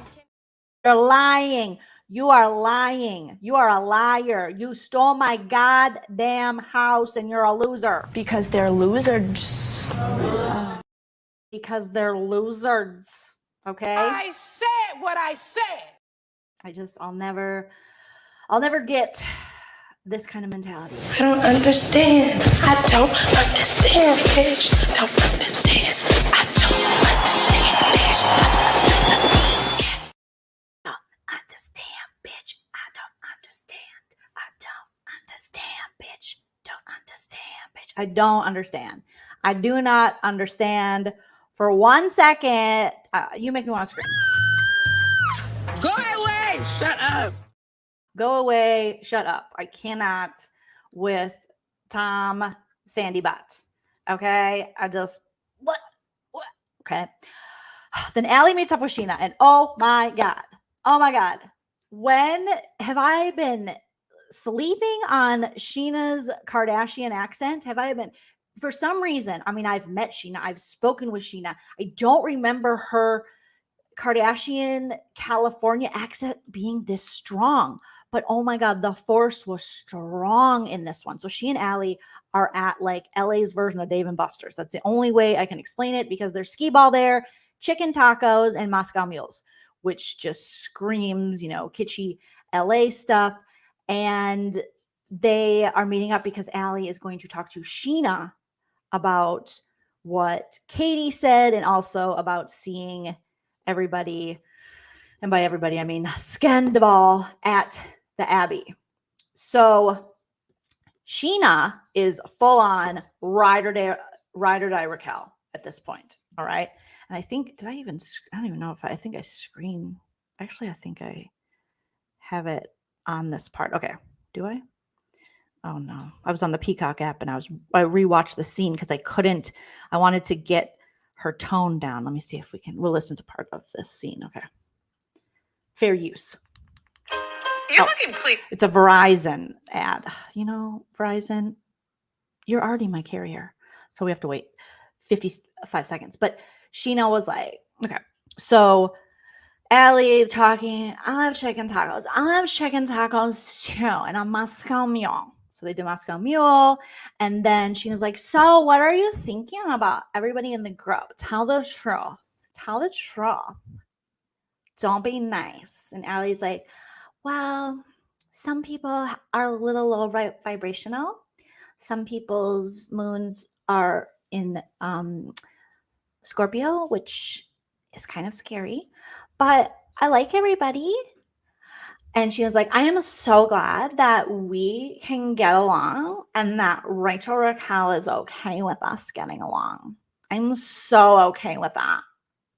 I'm so happy. And Ally's like, yeah. And then it cuts to freaking Rachel Raquel saying, James told Ally that I was, or wait, James told me that Ally said that you can't use the resort perks at the property in Mexico. No, James said Ally said I was her favorite of the group. And it's like, girl, I don't think she did. I don't think she said that. He was probably being nice. Okay. How's it going with the other girls? Tell me how you really feel. Cut the nice girl act. So that's kind of classic Sheena voice. Tell me how you really feel. Cut the nice girl act. Cut the nice girl act. So, basic Sheena voice, like that I'm used to. But then this voice starts kicking in. It's been hard. Mm-hmm. And hearing the way, honestly, they talked about Raquel. Wait, did they say anything the other night? So this is where Ally gets messy. Because she's like, did they say anything? And she's like, well, hearing the way they talk about Raquel, I mean, the other night they did say. I saw Tom and Raquel after See You Next Tuesday at the Abbey. Tom Sandoval. Yeah. And then later we were like, oh, that was kind of weird. Like, it's 2 a.m. And I mentioned it the next day at Lala's. And Katie was like, oh, yeah, well, Tom and Ariana, they have a weird no rules thing or something. What do you mean they have a thing? I have no idea. That's just what Katie. What do you mean they have a thing? What do you mean they have a thing? I don't know. That was just how Katie put it. And then James said it must be an open relationship. And I said, James, shut the F up. You're being stupid. Make me a PB&J and rub my feet. Otherwise, I'm going to put your whole house in Uranus. Told me. But later I went and told James that. And James was like, oh, so they're in an open relationship. They're two of my best friends. And this would be the first time hearing of it. And I don't believe it. They're two of my best friends. And this will be my first time hearing it. And I don't believe it. And just so you know, how dare Katie say that about them? And the first chance I get and I see Tom Sandoval, I'm going to run straight up to him and tell him this. And I can't make a fist. Okay, so how dare they say that? And I would tell Ariana now, but she has her grandma's because her grandma's passed away. And so I don't want to bother her when her grandma's passed away. Okay? Oh my God. I'm like, I got to talk to Sheena. I have to see when this accent came about. Oh my God. I'm here for it and not here for it. And I do like myself some Sheena. But I got to ask her, like, because it was so heavy California Kardashian girl. Whatsoever. They're my best friends and they would never have an open relationship. except for when they might have had an open relationship whatsoever. Okay? The fact that Katie said that and she put that. The fact that Katie said that and she put that out there, that is not what that should happen. That's not right. That's mean. I don't like that. Out there is disgusting. Okay, would you feel comfortable with Brock going to the club at 1 a.m. with Raquel? Yeah? Brock is like a big brother, as Sandoval is like a big brother to Raquel. I would trust him in the same bed with her. Okay, we have to break this down. We got to break this all the way down. Your significant other should never be, if you're in a monogamous relationship, if you're not and you have an open relationship or whatever, God bless. But if you are in a monogamous relationship, there is no scenario in which your significant other should be in the bed with one of your friends. There just isn't. Okay. That's too incestuous. That's an only Vanderpump thing. Most people, put in the chat, please put it in the chat, if that would be okay with you. I don't expect my husband to be in bed with any of my friends. No. I mean, I'm trying to think of a scenario if we're all at a cabin and what are we doing? Tickle fights? I don't know why. I don't know. If we're not intoxicated, if we're not swingers, my husband better not lay by any other vagine. No.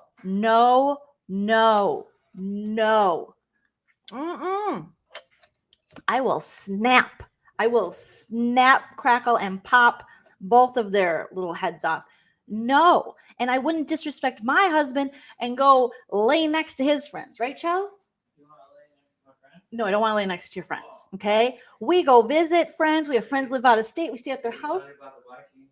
Tell you about the Vikings. Boring. You know, like his best friend Joey, we go visit him and his wife. There's never a scenario where Katie, his wife, who's my friend, is laying next to my husband in the bed, or I'm laying next to her husband in the bed. We just haven't ventured that way. That's not going to be what we do. So no. So a lot of you are saying it's a no for me. Okay. Brooke says my husband would find himself by himself. Yeah. If anyone I was friends with was in bed with him, and my friends wouldn't do that. I don't surround myself with those kind of low vibrational hoes. I'm too old. We're not accepting new applications. It's not good. I had one friend one time visit me in LA, and she was going through a weird, I've known her a long time, but she had a moment where she was staying with us and she took her pants off and my husband was right there. She was changing. And I even was like, yo, let's lock that shit up. Take it to the bedroom, go change somewhere else. Cause this is, I know divorce is hard and you're trying to get your sexy back, but not in front of me. I don't, first of all, want to see your baby door, nor does my husband, right? I'm a one baby door kind of He's guy. A one baby door kind of guy. Okay. I got him trained. I see you. I love you. Right? Let me massage your feet now. Yes, exactly. I'll stick my feet out my desk. Feel free. Grab the lotion. It puts the lotion on for me. No. I'm having a great time right now. I'm so glad you are. And you should. There's just, no, the bed is where naps happen. And as a couple, you can nap. You don't nap. Your friends don't nap with your husband. And that's where sex happens. And sometimes eating. Your feet are so feminine. Oh my God, thank you. And small. Say small. They're tiny. Size 9. Thank you. I'm just a petite gal. But that, that's where snacking happens. That's where sleeping happens. That's where sex happens. That's where corn doesn't bother me. Well, are you saying I have a corn on my foot? These 2 corns don't bother me. Get out of here. You're done now. You're done. Your cameo is over.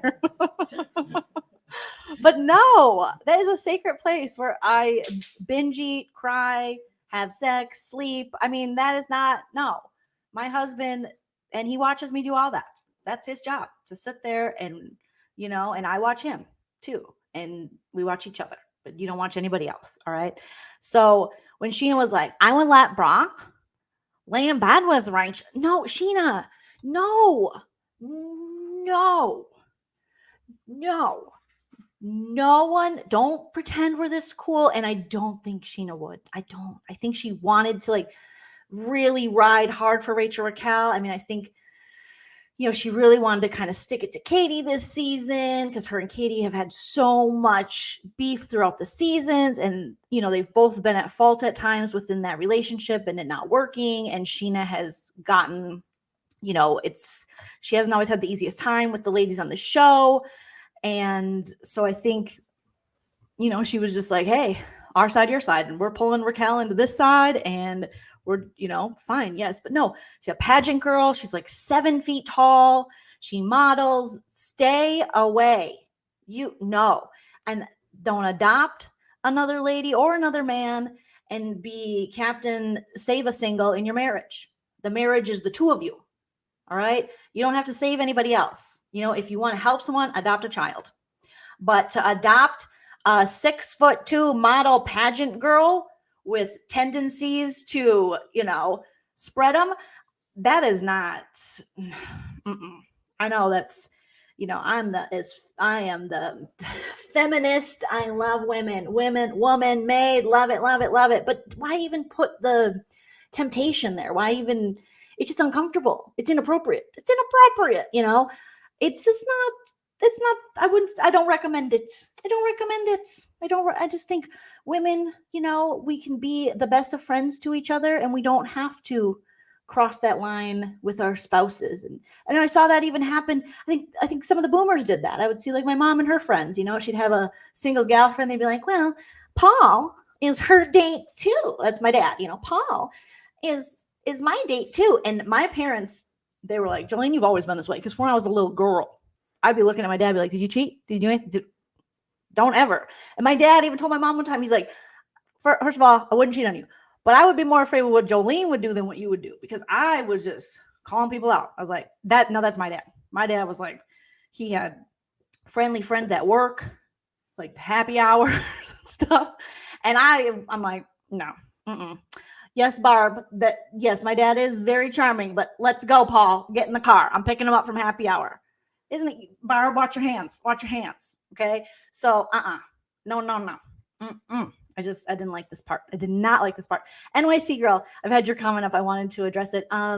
Just remember to have Scandoval tea that involves Negan from Walking Dead. Believe it or not, I'll save it for you till you're almost done. Okay, so I know what you're talking about because I found this tea too. So thank you for reminding me.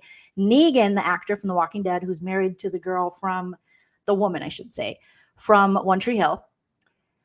He was doing maybe like some kind of speaking thing, maybe like a Comic-Con, I'm not sure. But he was talking to an audience with another guy who, I didn't remember him from Walking Dead, but it was this other dude who I think is an actor.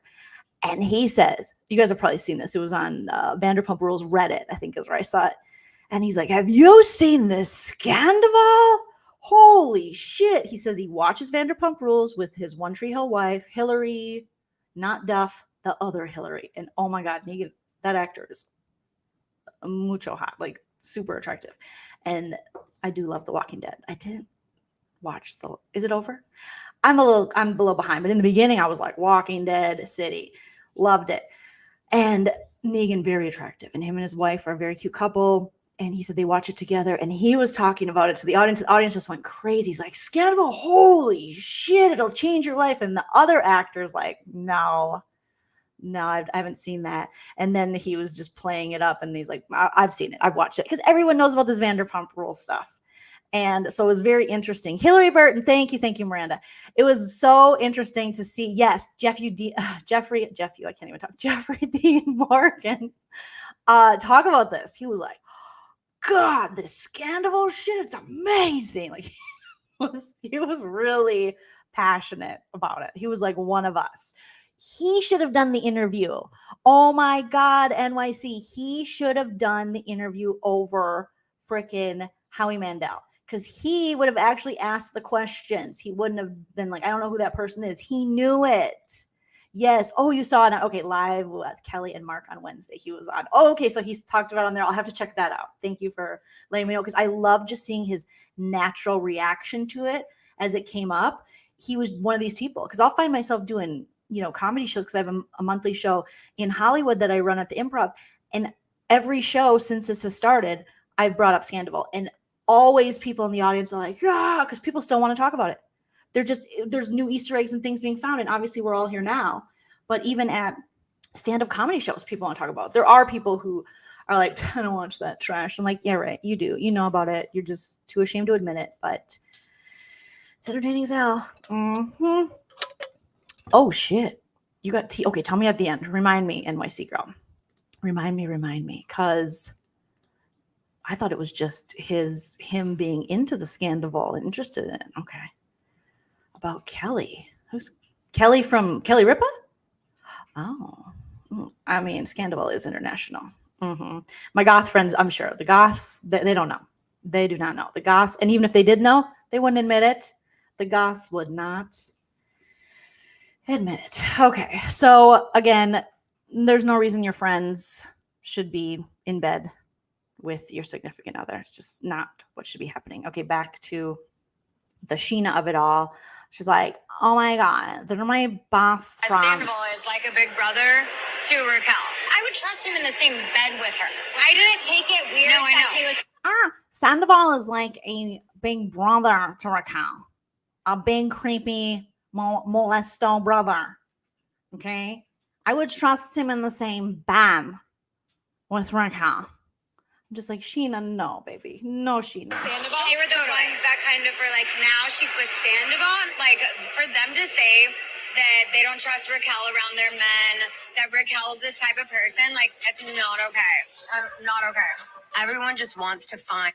For them to say that they don't trust Raquel, that she's that kind of girl that will just hop on Pop and hop on Dan and hop on Stan, it's just not right. That is not right. That is actually really mean. That is not something cool. wrong with Raquel. If Ariana, if she wasn't at home right now and her grandma didn't just pass away, I would have already texted her. If Ariana wasn't that, this accent is, oh my gosh, I just have to, it's like I have to do it. I hear it and I'm like, this is amazing. If Ariana was at home right now and her grandma wasn't like, RIP, I would have to tell her, RIP Grandma Bonnie. That is what I would do. My God. And look at Ally's face. Ally's just like, what the hell did I get into? God, I love Sheena. She is. Whoever said she's perfect for reality TV, she really is. Everyone wants to think that Raquel is the girl after everyone else's man. Like, I would dance with Sandoval at the Abbey at 2:30 a.m. I see nothing weird about that. I don't believe you would, Sheena. I don't believe you would. You've known him for that long. You've never done that. Just like Katie said, I've known Sandoval forever. She's like, I've known Sandoval forever. And I've never danced with him at the Abbey at 2 a.m. or by myself. And I've known him longer than I wanted to. Half the time I wanted to bury him. But I haven't even been alone with him or close enough to hit him with a shovel and put dirt on him. So I don't know. But she was like, I was danced with Sandoval at the Abbey. I won. Like, no, Sheena, you wouldn't. You wouldn't.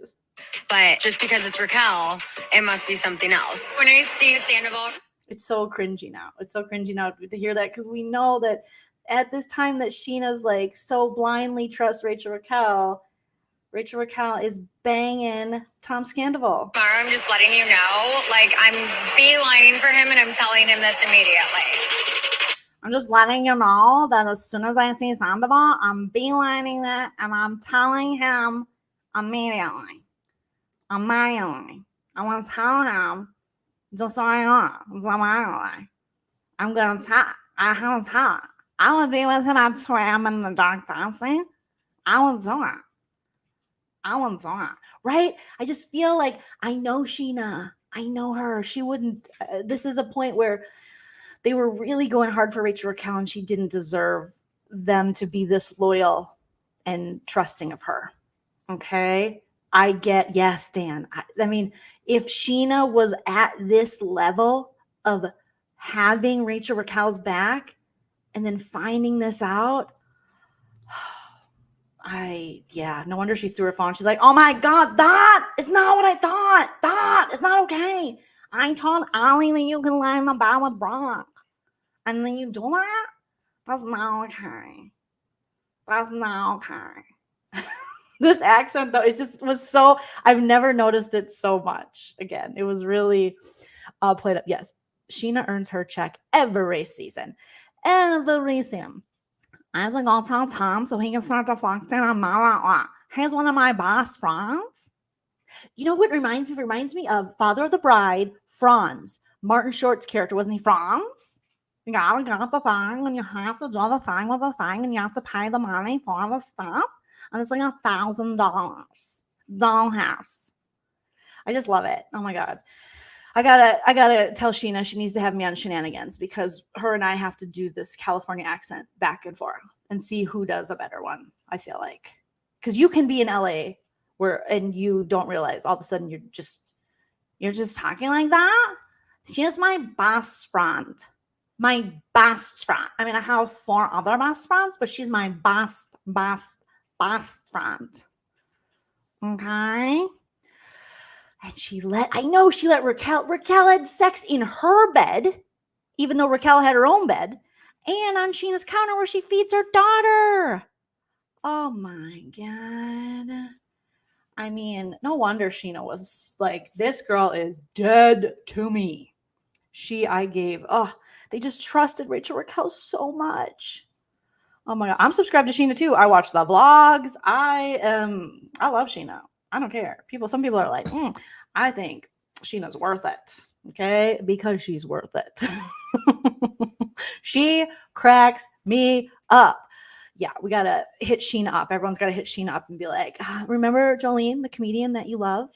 You did say you loved me one time and I love you right back. She's got to go on Shenanigans. So we'll make it happen. We're putting it into the universe. Joleen and Sheena Shenanigans. Joleen and Sheena Bravo breakdown where we talk like that. Like that? That she is my best friend. I'm gonna be like, Sheena, you're my best friend. My best friend. All right. So they have this whole talk, and Sheena is just, like I said, she is caping for Rachel Raquel. So hardcore to the point where she's like, Brock could be in the bod with him. The bod. And that would be okay. Because she's my best friend. They are trying to make Rachel Raquel into a hoe, and she's not. She's so great. Then it's beach party time. And then the episode, I mean, we're having fun, taking our time recapping this and playing around. But this is when the fun really, I love this episode. There were so many great little moments and so much to like dive into and so many Easter eggs and so many signs, it was just so ace of base. So beach party time. Rachel Raquel is totally passive aggressive to Ally. I'm surprised Ally hasn't pushed her away and broken her phone yet. Rachel Raquel is feeling herself, so everybody hyping her up. She is believing her own hype, which is the biggest problem in the world. And so she's talking to Ally, and she's like, hi, Ally. And then Charlie meets Ally, and Charlie's like, hey, Ally, how is it dating James? Is it as awful as it looks? And Ally's like, oh, it's pretty good. I like it. Rachel's like, yeah, it's great that you and James are together because I was with him, but like eventually you'll see what really happens. Like you'll have to find out on your own. Right? And Ally's like, yeah, okay, cool. But that's literally how Rachel was. She was sitting next to Ally and Charlie, and she just makes these comments where Ally's like, I think it's great that we can all get along. And, I have, moons over my hammy in the 12th house of my aquarium, which is the best astrological sign if you weren't aware. And so I'm glad that, we can make this work because you're a Sagittarius and they tend to be very tall and passive aggressive, according to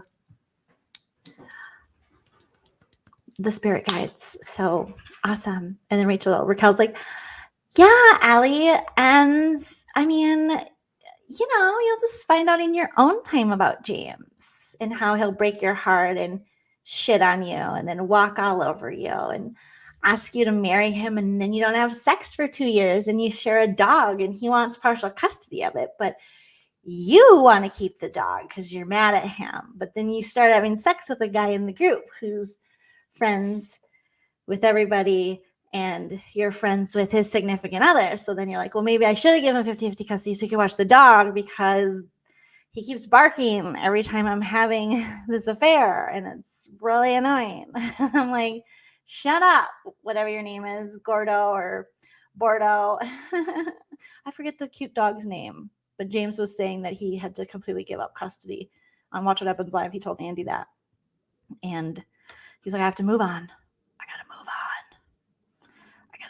on. Move on. So, but Rachel was she was so passive aggressive, and Ally was just being very gracious to Rachel.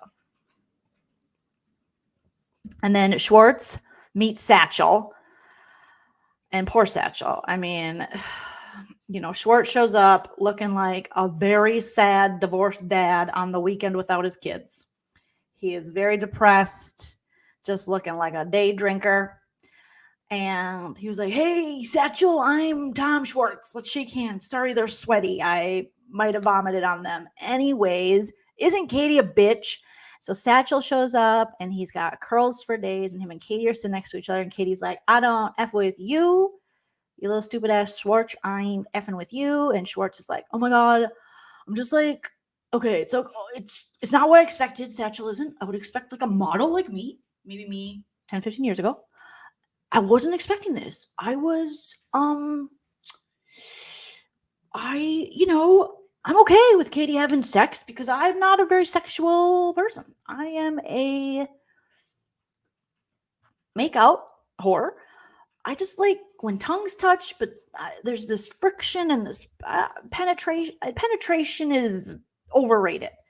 So she can bang whoever she wants. But I just think of Gordo and Porco, and I think, he can have sex with my ex-wife, but if the dogs are cuddling with him in the morning, I want to cry. She's such a bitch, and I want to cry, and I want to, you know what I mean? So he's doing that whole little act that we now know to be a Schwartz act, where he's like, it's played out now. And we're like, okay, cool, Schwartz. Well, you're like 41 now, so it's not really cute. And okay, so after he does this weird thing, and Satchel's like, "Hey, I'm 25 and a working actor. Great to meet you. Do you work?" "No, just this." "Okay, cool. I'm just gonna sit over here with the curls where I have actual sex with your ex-wife and show her respect and tell her I like her tits, because apparently you didn't do that. So good to meet you, Grandpa." And then Schwartz, he would benefit so much if he could just say the things he means and mean the things he says and stand by it, and not try to be this kind of awkward, cute. He's what I would call nice, nasty.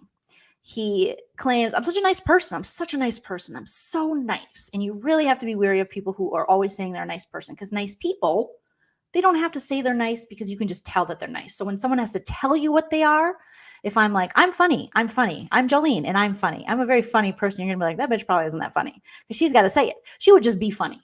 I would just show you. So what Tom does is he says mean things nicely, and he takes it back right away. Like, no, come back. You're a great mother. But you're also a slut, and you blow your lips up, and you are the corniest MFer I've ever met, and I hate you. But you're great. And these wings are delicious. And he just tries to deliver it. So he's nice, nasty.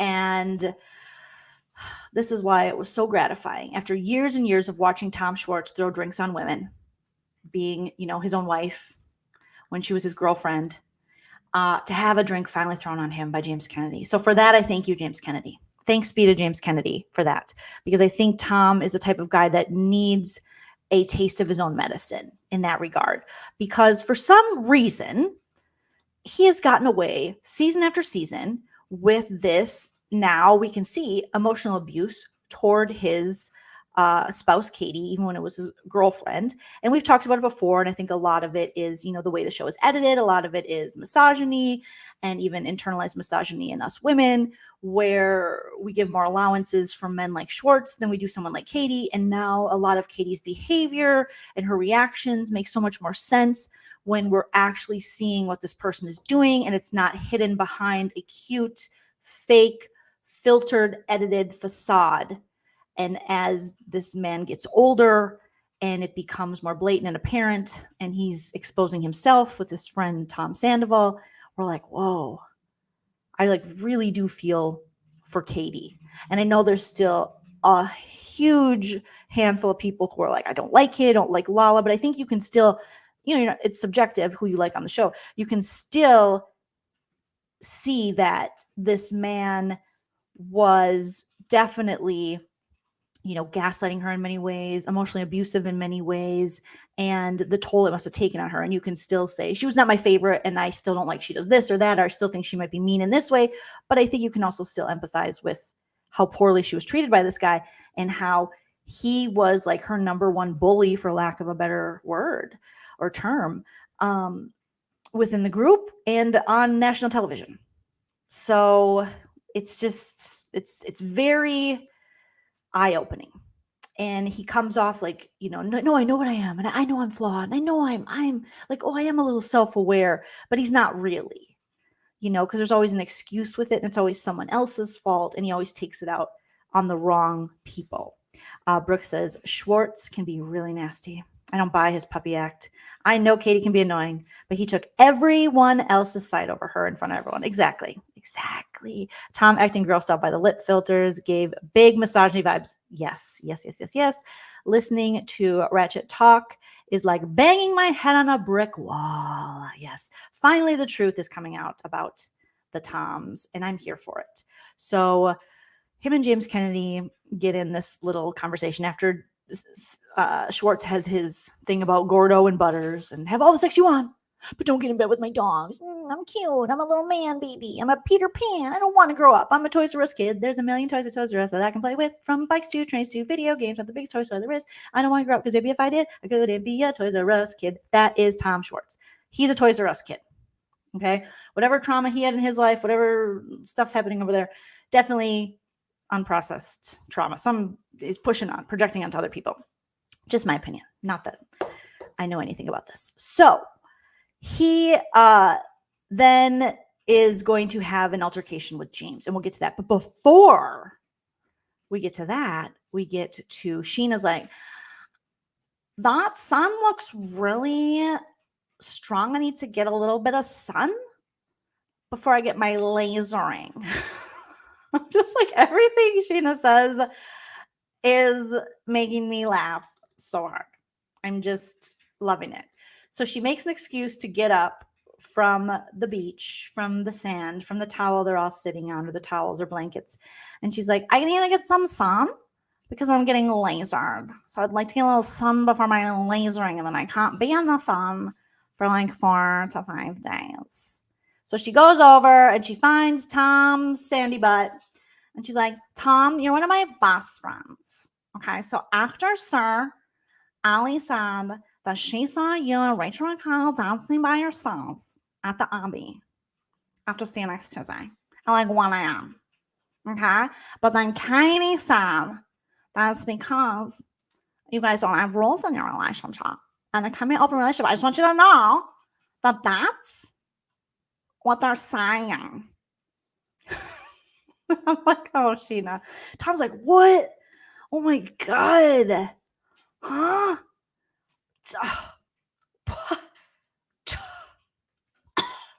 Me? Everyone was there. It was like, there was like 1, 2 people there. I would never. Rachel is like a sister. A sexy sister to me, like a super sexy sister. God, he's such a bitch. Oh, I hate her. He's doing the worst acting. Sandy Butt is really just this whole episode. He's like, oh, me? Okay.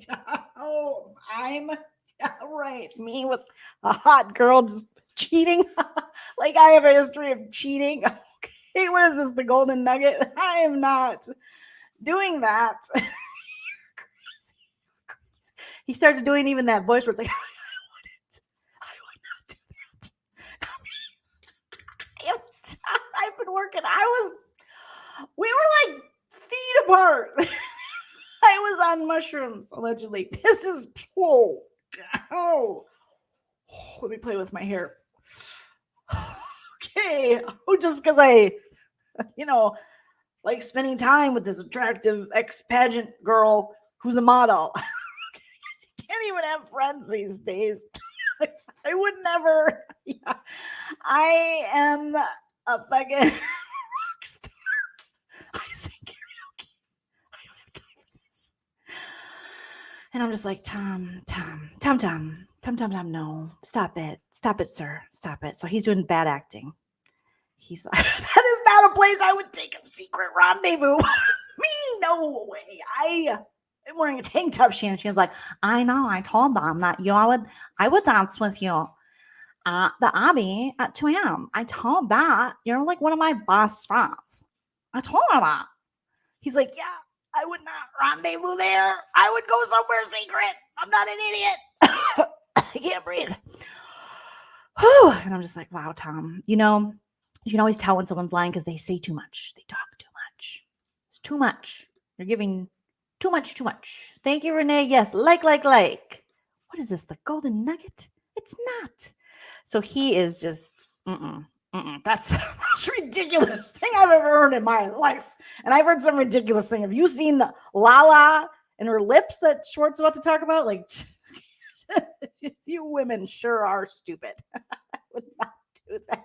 Rachel, okay, whatever. Oh, yeah, right. Just because Lala allegedly caught us at a party underneath the covers together. You can't just be under the covers with a girl you're not dating who's very attractive anymore. I don't know what kind of world this is, but it's like, I don't know, fascism, fashionism. It's just really hard. So he's doing the worst acting. And Sheena's like, and it's just, Sheena is really riding hard for Rachel Raquel. And, they really do want to paint Katie in a bad light. No love is lost between them at this point. So Katie's just the devil to them at this point. And then James starts talking about his festival that he's going to be in because he's so hyped. Okay, he's working out too. He's got a lot of, aggression going on. He can't wait to take his shirt off this season. He's got some pecs, he's got strong areolas. He is ready to rock and roll. And Tom Schwartz, in his Tom Schwartz way of saying dickhead things, but pretending he's nice, says, oh, it's a big deal, huh? You in this festival in Atlanta? Is it bigger than Raquella? The festival we had for you to propose to Raquel, the relationship that failed horribly? Is it like that? And James is like, why the fuck would he do that? I'm living a good life. Good things are happening for me. What the F? Come on, bro. Seriously? What the hell? God. Such a fucking idiot. Why would you say that? And Tom thinks he's real cute. And Rachel Raquel is sitting there in a swimsuit that's very cut in the front. And I'm thinking, is that stuck in her labia? Some of those swimsuits, they don't give you much, coochie cotton. And so I'm always worried, like, oh, it's going to give you a yeaster for Easter. Or it's just like, it's very cut in your, cutting right in the baby door, right in the labias. It's just, poor little, your lippy's got to breathe. It's very little fabric, it's like when Kendall Jenner, when they photoshopped that picture, they too much Kardashian photoshopped the picture, and it was like where that woman doesn't have lady lips. There's no way. I know, Chloe says she's got a fat cat, but that doesn't mean Kendall. Did Chloe steal all of Kendall's cat? Because Kendall had no cat. And that's how some of these swimsuits now, I'm like, oh God, how small is the kitty cat? So that's what I was like, oh God. And I could even tell through the shorts. I was like, it's cutting. It's like a thong in the front. And that can't be comfy. You just gotta let it breathe. You gotta let it breathe, ladies. My mom always said, don't fall asleep in a wet swimsuit and don't fall asleep in tights, or you're gonna get a yeaster for Easter. It's just, monostat time. So that's on Rachel Raquel. She's gonna have to get her own monostat 11 or whatever she gets, or steal some from Ariana's cabinet, like she's stolen her haircut and her man and tried maybe with the personality, but that didn't work, allegedly. So James is mad. And he's like, you're not. And then, of course, Schwartz is like, no, I'm hyped for you. No, I didn't mean it. I just said something really dickish, but I don't mean it. No, I love you. You're great. You're so fantastic. So I'm hyped for you. And he's like, you're not fucking hyped for me. You're not hyped for me. And then James finally says what I've been saying. If you guys have been following, you know that I've been saying this. He tells him that, you make stupid jokes, and I don't make jokes about your life. And then Rachel Raquel says, well, what would you say about Schwartz's life? What would you even say? What would you say? Can anybody dig my swimsuit out of my front butt? It is lost in translation. I think it's like in my throat. I like shifted and it shot right up. So if someone could help me with that, not Tom Sandoval, because that might be too obvious. It'll give Mistress Bimbo vibes. Thank you. So when Rachel says, what's wrong with his life? James says what I've been saying. This guy still hasn't opened up his effing, to quote him, effing shithole bar on the corner of Silver Lake in effing Poop Hole Village. Now, what have I been telling you guys? The location of his strip mall bar isn't great. It's in Franklin Village. It's by the Scientology. It's not on the main drag of Franklin. It's around the corner next to where you adopt animals, but like back. And then there might be a dry cleaner next to it. There's a Gelson's across the street where you can just go buy, you know, fancy alcohol and foods. You don't got to go there. And you got to go around and around. And the entrance, there's no like real front entrance. It's all through the back. And so when James, I laughed out loud when he said, this guy still hasn't opened up his effing shithole bar on the corner of Silver Lake in effing Poop Hole Village. So I guess he thinks Franklin Village is Poop Hole Village. And then James throws a drink in his face. And everyone's like, and then Sheena's like, James, that is not nice. That's not nice. Yes, James can read. He can read a little bit. Reading is fundamental. And he is reading. Okay. I mean, it is. I was like, that is what I've been saying, James. I have been saying the same thing. They act like this is like a big deal, but it's okay. Okay. It's like kind of where you would expect, like all the pizza places in LA are in the same location as Schwartz and Skeezy's. Actually, I had a new name for it that I wrote down in my notes app. Hold on, guys. Oh, Schwartz and Skeezy's is what we call it now. Schwartz, because I feel like Tom Schwartz is very Schwartzy. Like he probably has, you know, the occasional skid in the back, you know, skids in the back. And then obviously Skeezy's would be Sandy Butt. So Schwartz and Skeezy's is very, I mean, it's cute. I went in it. I enjoyed the look of it. I thought, you know, kitschy, cool. But it is a location of where a pizza place would be. That's just where it is. So when they want to hype themselves up like they're so great, it's not the greatest location. The girls definitely have a better location for their sandwich shop. If it ends up going there over by Sir Robertson, like that area, lots of money over there. The Toms are an area where, you know, you're going to get a younger crowd if they can find it. And a lot of improvisers coming out of UCB. They don't got no money. They got no money. They got maybe a little parents' money. But they're looking for like PB Army ASAP. They're not looking for lobster, whatever I ate there, which I didn't like. It was, what did I say it was? Hey, Chow? Yeah. What was that thing we had at Schwartz and Skeezy's? It was like a beignet. What are we talking about? Schwartz and Skeezy's. Oh, sure, calling them Schwartz now. Yeah, that's my new name. It was a mushroom beignet. Mushroom beignet. So instead of a sweet beignet, it was savory. So instead of sweet, it was savory. And we didn't like it. And do we remember? Didn't like it. Did you like it? It was okay. You didn't like it. You're being nice.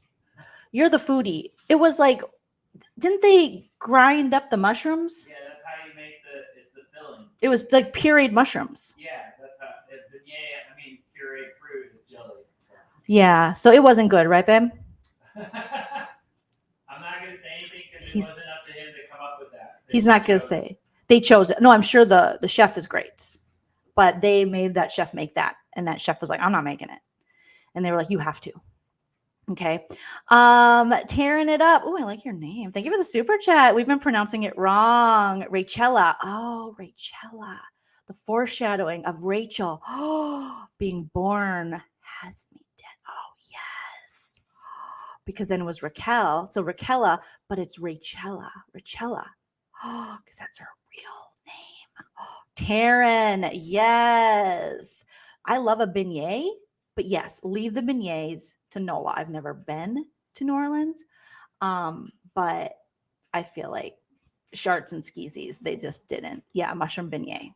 And they pureed the mushroom, and it just didn't have, it wasn't working. The drinks were great because we had the NA, like little cocktails, because I'm sober and my husband's basically sober too, because kind of boring to drink by yourself unless you're an alcoholic or just stressed, so it doesn't mean you're an alcoholic. If someone's like having wine watching me right now, like F you, Joleen, that doesn't mean you're an alkie.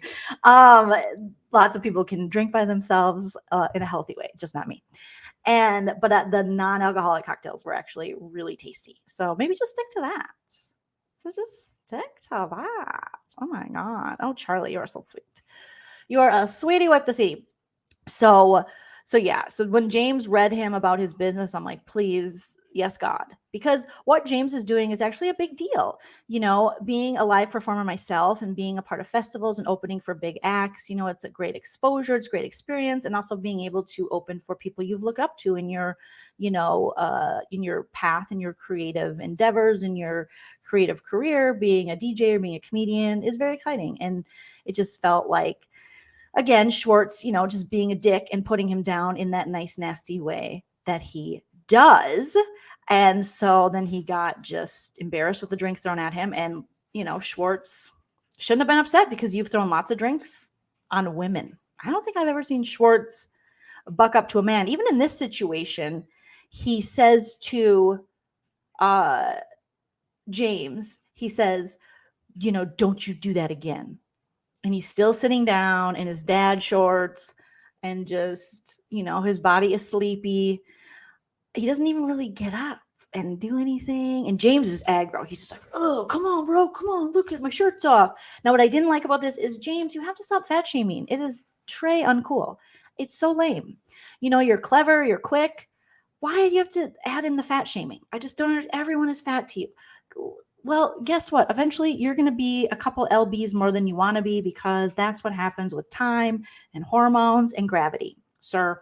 So everything slows down. So enjoy the six-pack. I mean, some people stay, if you have those kind of genes, I guess, you're just one of the truly lucky ones. But most people have struggled with weight. So that's probably the last thing you want to pick on with somebody, especially if you want to be the new fan favorite on Vanderpump. It's just a gross look. And it makes me worried for everybody dating you that might gain a couple lbs when they're outside of their 20s, because that seems to be all he can go to. And when he's so quick with other words, I'm like, why does he go to that? That must be like one of James's biggest fears, that he's going to get fat. There's something internalized. Was he the fat kid? That it's giving me that. It's the thing that people talk about and they hate and they rip on and they're constantly doing, is that thing they fear. The same way with, when you see straight guys who like freak out about gay men, it's because they're maybe a little gay. They want to get it on, so they're like, oh, gay guys. And you're like, why are you so obsessed? If you're not gay and you're not, having sex with other guys, what do you care? Unless you're mad because you want to have sex with other guys. So you're just jelly, So that's what's giving. Like maybe he was, a little chunky when he was little. Maybe he got picked on, and now, maybe he doesn't want to be his dad because his dad's got a couple extra lbs on him. But come on now. There's lots of things we can say about Schwartz, but we don't have to call him fat. He himself is like, hey, I got a little bit of a dad bod, which, it's very different because it's almost like he switched places with Katie. Katie was, called out season after season and fat shamed. And Schwartz didn't really help with that. I don't think he ever fat shamed her, but now Katie is feeling herself and, lost some weight and is feeling confident and assertive, and he's not. So they definitely switched places. Any talk of body weight or looks should be off limits. I wouldn't be around James for fear, yes, of what he may say, right? I'm just like, James, you don't have to do that. That's like too low. It's like things that you can't, you can't really control. Like you can control whether you're an asshole or not, but you can't necessarily always control, your weight, your shoe size, your ear size, your, different things like that. Your nose size. It's just a little ridiculous. So other than the fat shaming, I was here for James's reads. And Satchel, poor Satchel. I mean, he looks shell-shocked. Here he looks great. He's just him and Katie. He's like, oh man, I love banging this puma, not quite a cougar like she said, just a puma. Love it. I love caressing her back and reading her poetry and talking about Sylvia Plath and heads in ovens and things like that. We just go deep, so deep, put her ass and brain to sleep, But as, this fight is going on, you just see Satchel and he looks like a curly-haired fish out of water. I just grabbed a bunch of different screenshots of him kind of just like looking around, looking forward, like, wow, this is... When my agent said this would be great exposure, you get to hang out with a hot chick, Katie, and she's smart and interesting. I didn't think it would be like this. I didn't think it would be this dramatic, and I've actually been in dramatic things. And then right here, he is thinking about Pokemon, because I bet he does. I bet he just looks like a guy who thinks about Pokemon, just occasionally Pokemon. Pokemon Go, Pokemon Come, Pokemon Stay, all the Pokemons.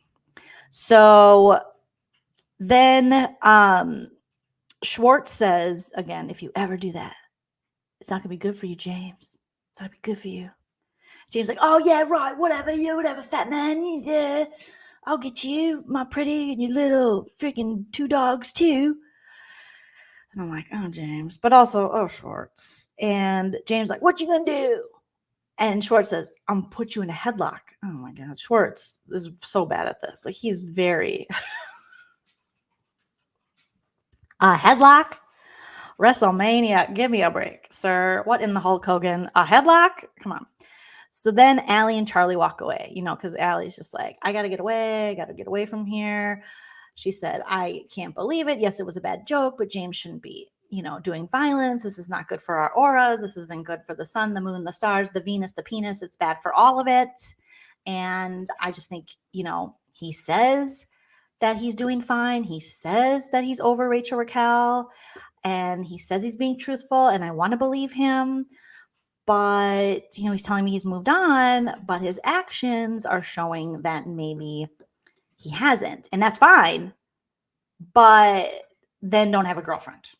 Okay, so you say you love me and all that, and that you're ready to be in a relationship, but your actions aren't showing that because you're popping off when Rachel Raquel is mentioned, which again is fine, but then you shouldn't have me as a girlfriend. And I'm just like, ooh, yeah, Ally, it's going to be a process, because James is a jumper. He likes to jump into things. He has, he's got a mentality like an addict. That's kind of how we think. It's like all or nothing. We're all in or we're all out. We're just, let's move, let's go, let's do it, and a lot of codependency stuff. So that was rough. But Ally's talking to Charlie, and Charlie's like, this is really interesting, but I have to have this hair at work, so I hope it keeps up for me. That's what I'm hoping. I do like myself some Charlie. So then James says, or no, I'm sorry. So then Sandoval joins because, he can't not be involved in something. He's already done talking to Sheena. She's like, I'm a boss fan. He's like, okay, yeah, because it's ridiculous. I would never cheat on Ariana with a hot girl, except for those times I've cheated on Ariana with a hot girl, allegedly. So Sandoval joins the combo. Rachel, I took so many screenshots. I hope I can find them here. And Rachel was just like staring at Sandoval. I don't know if this is one of them. No, I won't be able to find them. But as Sandoval is speaking, you just see Rachel across from him just staring at him. And it's just that, like, we've had sex and I know it and I want to have more sex stare. I mean, that's how I'm reading it. I'm probably not wrong. That's what I'm going to say. I'm not wrong. That's what it looks like. She looks like she's yearning for more sandy butts, and it is vomit inducing. So so here he is. He's on a diatribe. I'm better than you, and here's how everyone should live their lives, and I have striped tank tops, and this is a nautical look, but I also like lightning bolts, and I'm the smartest, bestest thing, even though my girlfriend, who I've been with for 10 years, her grandmother's passed away, but somehow I'm not with her mourning. And Rachel Raquel's like, He is like, she looks at him like I look at melted butter and crab legs. Just like, I'm so glad you've come into my life, and I can't wait to get messy with you. That's how she looks at him. Just, I want to just put my face in your aura. And that is how I think of crab legs and butter. And then, then she looks sad as she's thinking about, well, he doesn't really last that long, but he says it happens to guys his age all the time. And that it's only because he works out so hard and I'm so attractive. And that's why he goes so quick. It's because I'm so hot. He's never been with someone this hot before. And that's why. But I bet if I just lay there a little more still, he'll last a longer time. But he's so smart. I don't even know 50% of the words he's saying. But they're like, they have lots of syllables. And Tom told me that syllables are how you sound out a word. So I am not only getting banged, I'm getting learned as well. So Tom is there. Rachel Raquel is just staring at and hanging on his every word. And I hate it. I hate it so much. Then James goes off and James is like, it's stupid. I don't want to think. I wish I never would have been proposed to her. I mean, James just pops off. This is stupid. That engagement. I hate it. I wish I could take it back. And Rachel said, huh? You don't want to take it back. It was awesome. Tom Sandoval paid for the fireworks. It was great. And then Ally's just like, oh, God. Oh, my gosh. Now, Lala comes to James's defense. And obviously, Lala loves any opportunity to kind of drag Sandoval because she just doesn't like him or Schwartz. And again, here's Rachel Raquel. He's like, this is the most stupid proposal I've ever thought of in my life. Duh. She's like, it wasn't stupid. It was nice. Proposal has multiple syllables. So there. Okay. And when I'm in the pageants, I ride a surfboard. That's my choreography. To Beyonce. Yeah, you don't pronounce the last syllable in it. It's Beyonce. Okay. Tom speak good. Me good too. Bye. So Lala chimes in and Lala is like, Schwartz, you guys acted like a damn fool at the wedding, and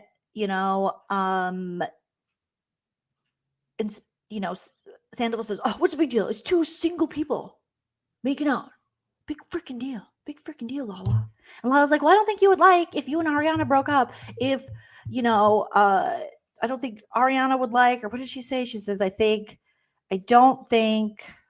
if you broke up with Ariana, Ariana would be okay with you making out with Christina Kelly. And Christina Kelly's like, I wouldn't make out with him. I live in Santa Monica. I barely wear shoes. I'm pregnant. His morphology is low. My dude's morphology is high. So no, I don't want to make out with him. Poor Christina Kelly. She's like, not me. Her face was just like, why are you saying me? I wouldn't touch Sandoval. I'm growing. Me and the fetus are offended. Please stop. And Sandoval's like, oh, whatever. If me and Ariana broke up, it would be so chill. It'd be so cool. She could bang Schwartz if she had to. It's totally fine.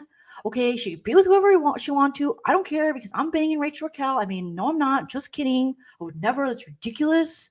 Never have a rendezvous. Okay, but even if it's Schwartz. So I think he secretly probably always wanted Ariana to hook up with Schwartz so then they could have like this threesome. And that's like the Tom's fantasy. Lala says she believes. She's like, actually, you know what? I believe that. Since you were hooking up with Ariana while you were still with Kristen. And then it's flashback time. And I'm like, oh my goodness.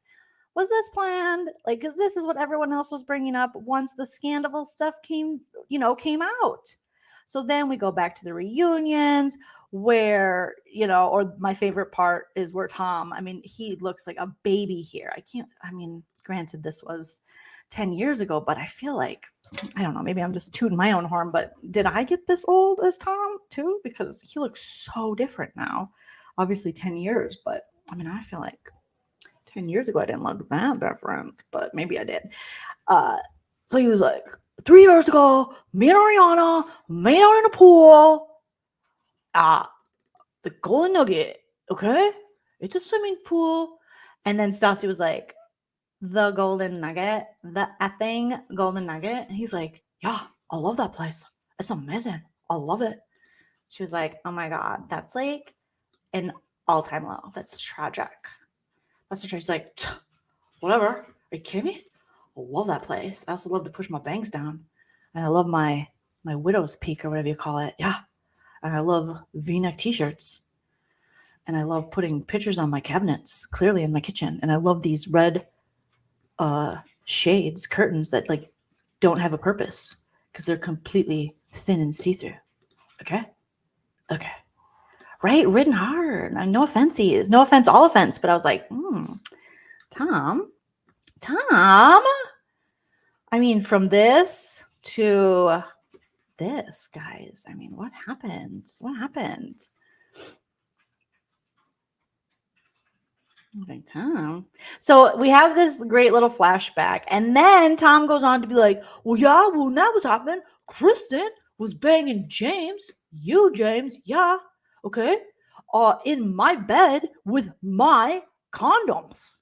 And I'm like, ew, I remember that. I remember when you said that. Ew. On my bed with my condoms. I mean, they were both just cheating on each other. Even Kristen was like, we were just cheating on each other and we should have broken up, years before we did. So it was that little throwback flashback with Lala bringing it up. And then James like, I don't want to talk about that. That's like 10 years ago. It's over. That was when I spit on Kristen's door and I'm a different man now. I stopped drinking and started drinking and stopped drinking and started drinking again. Very different. Oh my goodness. And Sandy Butts is just like, it was a joke. He was kidding James. And then just like that, they make up. Schwartz and Tom and Schwartz and James make up. So they fought. And then all of a sudden they're shaking hands. He's like, yeah, buddy, it was just a joke. He's like, okay, fine. We're just going to make up. I want to have a nice beach day. And then Lala's like, I'm not doing this. This is so boring. I'm going to leave. We're going to go to the bar. I want to have fun. And my favorite part is Lala looks at the Don and she calls Don the Don. She goes, let's go, La Don. It was almost like Karen Huger. Let's go, La Dom. And she was like, let's go, the Don. And the Don gets up. He looks cute. And they leave. And Katie and her boyfriend, Satchel, leave as well. And they go to a bar. And then James talks to Ally and Charlie. And he's like, oh, what's going on? Are you mad at me? He's just like a little puppy dog. Like, Ally, are you mad at me? She's like, I'm not mad at you, James. It's just, I feel like you could handle these situations better. I told you that Capricorn was with a Leo rising and a Virgo falling, and the door was closed and the door is open. And Portia Williams heard from Nene Leakes that the door was closed, but then it was open. And you didn't listen. And I gave you my crystals and I said, rub these on your balls, and you didn't do it. So now you're acting out. And Charlie's like, yeah, I gotta skedaddle and go to work. So Charlie's there during this awkward little couples conversation that James and Ally are having. And James is like, Ally, I don't feel like you're on my side. And Ally's like, well, the way you're acting is a joke. So why don't you just shut up? Why don't you shut the astrology up? All right? Okay, Ally. So it's just like, oh my gosh. So then Christina Kelly gets a text from Lala, and Christina Kelly's like, hey guys, Lala and Katie are at a bar right off the beach. We'll go there now. And Lala's like, we didn't want them to come. We just wanted you to come, Christina Kelly. And Christina Kelly's like, well, you put me in a scenario that I would make out with Schwartz. Or what if me and Schwartz would hook up after him and Ariana? So now everyone will pay. Lala and Katie are like, oh shit, they're here. Everyone sits together once they get to this bar, and it's super awkward because no one is getting along.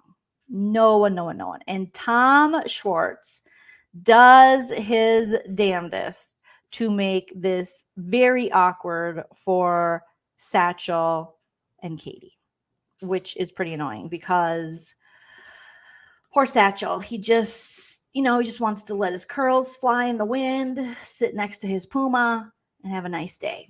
And Schwartz has already introduced himself to him. He's already been like, hey, Satch, what's up? And now he comes back into this restaurant and he introduces himself again. He's like, hey, Satchel. Hi. Huh, yeah. Huh. Eskimo brothers. Huh, yeah. Anyways, cool. Okay. Hey, Katie. Hey, Katie. Hey, Katie. Like, he just is trying to get at her. He's trying to goad her. He's just trying to annoy her. And Katie's like, we already said hi, Tom. Okay. I told you I don't F with you. He's like, oh, you have to put on this whole air. And then he's mumbling under his breath and his little nice, nasty to Sandoval, like, oh, God, I don't even miss her one bit. Not even 1 second of the day do I miss her. I just miss the dogs, Gordo. He makes out with me way better than Katie. God, that was weird. I'm just awkward. I'm just like cute and awkward. Oh, gosh. And he just, again, is trying to get at Katie. He can't just let her live and be there. She's not hurting him. She's not invading his space. He has already, embarrassed her and, broken their little friendship pact of not hooking up with one of the friends when he very openly hooked up with Raquel just to piss Katie off, and then went and ate shrimp off her plate like we never had a pandemic.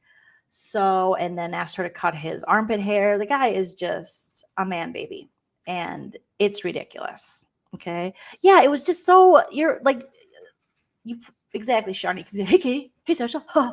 Yeah, And dude, you're literally 45. So this dude's 25. He doesn't want to talk to you.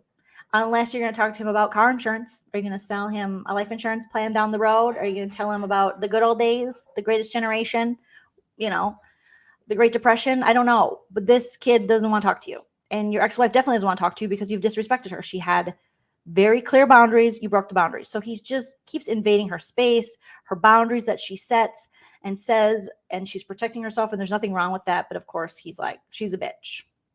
She's a bitch. And yeah, she's just like, Tom, I told you, I don't F with you. I already said hi to you. I don't fuck with you. So bye. Oh, God, I don't miss her at all. Then James Schwartz and Rachel go to the bar and they're going to take a shot.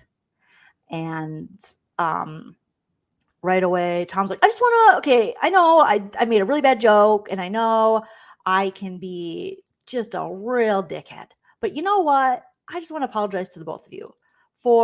And James like, I don't want to do this in front of Rachel Raquel. I didn't want to do this in front of Rachel Raquel. Okay. Rachel's like, why?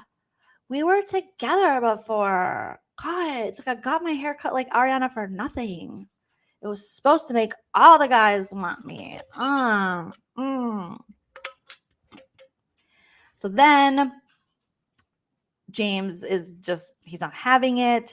He's hurt. He says this is humongous for him, that he has these good things happening in his life, and they keep bringing up the Rachel Raquel thing, and Tom's trying to hurt him on purpose, and he didn't need Schwartz to throw that in his face, and also he doesn't need him to kind of put down this big festival he's in. He's just not here for it. So Lala comes over and joins because Lala's like, oh no, I am going to come over and see what's going on with Jameson. She's like, what's going down?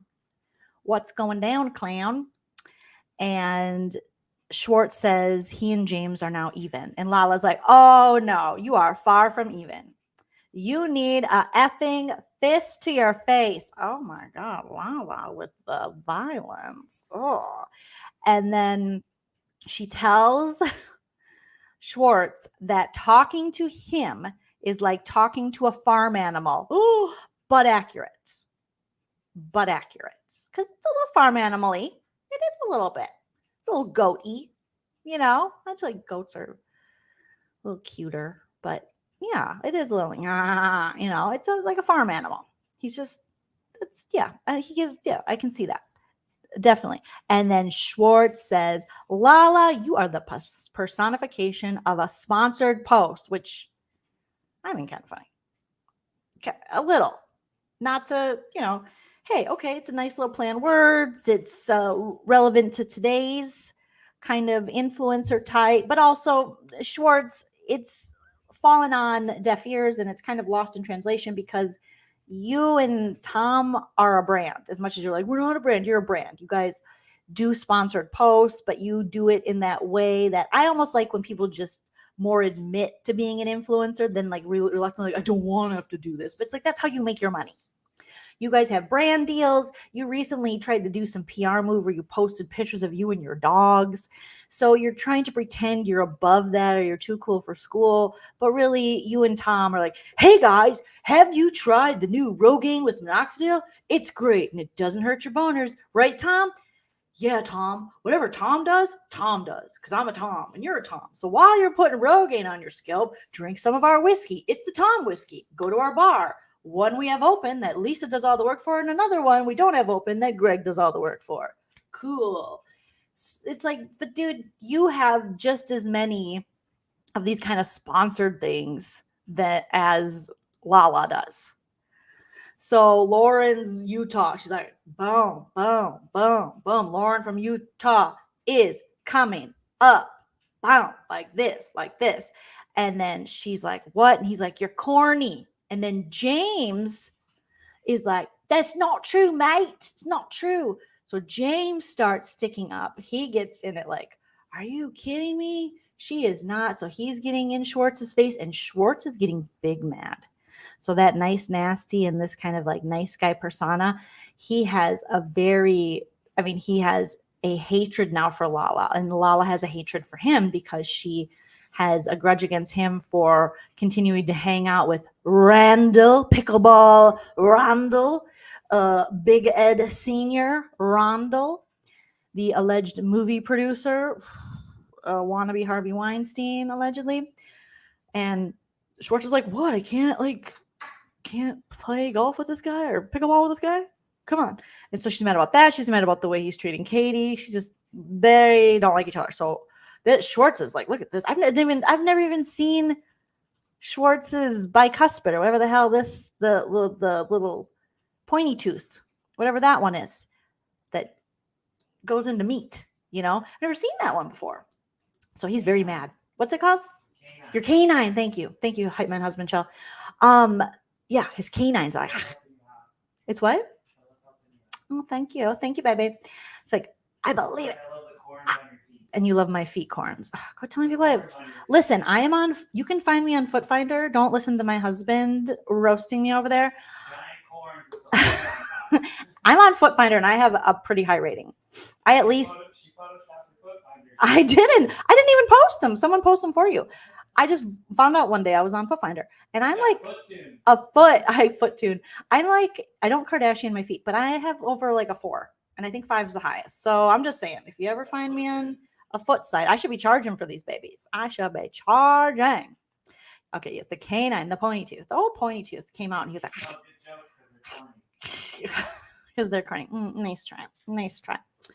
All right, cameo's over. My turn, husbando. So he's big mad. He's just, you are the corniest human being in this whole entire place. I am 1,000 times, he says, the human than you'll be, or something, right? Is that what he says? He says, I'm 1,000 times human, or something where he even puts his hand up. Like he thinks he's very much above Lala. And I think seasons past, audiences would probably be like, oh yeah, the Toms are more down to earth. But now knowing what we know, it's like, no, you're not. No, he says he's 1,000 times the human being you will ever be. Sir, you are a mactor in LA. No. Your human beingness left your body a long time ago. So don't even, you're mactoring. Okay. We know. The tale is all this time. Song is all this rhyme. Yeah. Dime a dozen. You're an aging mactor now. So now you're just angrier. And Lala's like, excuse me. So she follows him. So he walks away. Rachel Raquel is in the mix with her front thong. It's like, what's going on? Is she giving you Mistress Bimbo vibes? Oh my gosh. So then Lala says, or he then says, get some more Botox and plastic surgery. It's like, bro, you cannot tell me you haven't had a little bit. Your friend, Tom Sandoval, has had more filler than any of these women. He wears more makeup. He takes more time getting ready. But you're going to hate on them. I mean, come on. It's the industry standard. Love it or leave it, but you've had some too, okay? Love it or list it. We're going to list you. We're going to list you, Tom Schwartz, because you're not acting right, okay? Like my little niece used to say, you're not walking together. You're not walking together, Tom Schwartz. You are not working together. You got to work together. And then Lala comes back with open a bar and then I'll be impressed with you. Have a business. So he comes for her business, calls her a sponsored post, says, what is Give Them Lala? Who even is Lala? So they're just both cutting each other. And it was, I think I wrote epic fight ensues because it is just boom, boom, going back and forth. And very interesting, very telling. And then he starts walking away. He's got a backpack. Again, just like, what's in there? I assume it's like a backpack full of Coors Light, White Claw, and shrooms, allegedly. Okay. He's like, you don't know who you are. You don't know who you are. Bro, none of you guys know who you are. You're in LA. It's La La Land. It's no one really knows who they are. Who knows who they are? You know, you definitely don't know who you are. You picked a strip mall bar and a cheaty lie friend who puts you down named Scandoval over a marriage, a wife, 2 dogs, your home. You cheated on your wife multiple times. Come on, bro. I mean, this holier than thou. Thou art not holy. All right. So then he starts walking away, but that is Lauren from Utah is like, you ain't walking away from me. So she follows his ass across the bar because he's going to go eat some wings. And Schwartz is like, I don't care. I don't even like you. I don't like you. I'm a nice person. Everyone says I'm a nice person. Well, mostly I say I'm a nice person, but I'm a great person. And Lauren is close behind him and leans over his damn wings and his pizza. And he says, I don't want to know you. And you're the epitome. What does he say? You're the epitome of, he says, you're a bootleg housewife. And she says, you're an effing loser. So neither are wrong. You know what I mean? It's like they're both reading each other somewhat accurately at this point. But then he says these things. Look at those lips. Blech.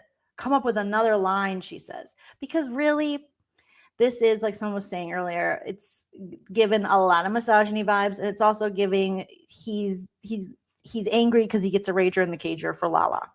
You know, he has since she came on the scene. One of her first seasons, they went on a trip. I think it was Mexico. And that's when Faith was on the show, I think. And then she took her top off. And that's when Katie didn't like her too much because she had, tots out for the boys. He said, tots out for the boys. And Schwartz, remember, he was like, and Katie's like, wait, So let's not pretend that you're not feeling Lala and that if the opportunity arose, again, I know that Schwartz is battling with, his own sexuality, asexuality, whatever's going on. But he would do, he says he's a self-proclaimed makeout slut. He'd probably make out slut with those lips. He's like, bleh, bleh, look at those lips. And then, look at it. He's even doing the act out at this point over his wings. He's got Daisy Dukes on. He's like, come on, baby, kick that Daisy. Like he's got the little shorty shorts. All of the collars of his shirts are just pulled out, stretched out from depression or drool. We're not sure. It's just real bad. Lala's got the fingers and the face and come on. And she's stretch-o-matic and that pizza looks pretty good. I do like that pizza. What else they got going on there? Oh, they obviously wingies. Oh, he's got a whole cheeseburger there. They got some kind of salad, maybe like a Caesar salad and maybe a pasta. What is that with the 2 breads hanging out? It could be an artichoke dip, but that's like a pretty big bowl of just straight up artichoke dip. But let's look with all those carbs around. I just probably wouldn't be fighting as much as they are, but I'm, a fan of carbs. Alexa says he's a bootleg bar owner / frat boy. Yes, he is. Oh, yes, he called Sheena a bootleg Kardashian, Megan. You're right. Years ago, he needs better argument skills. You're right. That's why that seemed very familiar. He did. You're a bootleg Kardashian. Isn't everybody nowadays? I'm pretty sure the Kardashians, don't they just run everything? Aren't they the big banks and stuff? Don't they own all those? So yeah, I am hungry. I'm very hungry. As you can tell, I had dinner my hubs made me a delicious dinner before this, but I get a little, when I see food, I just want to eat it. I love it. And I've been talking about crab legs. Oh my goodness. So Allie is listening to them fight and she's like, oh God, I hope they don't bring up what I said.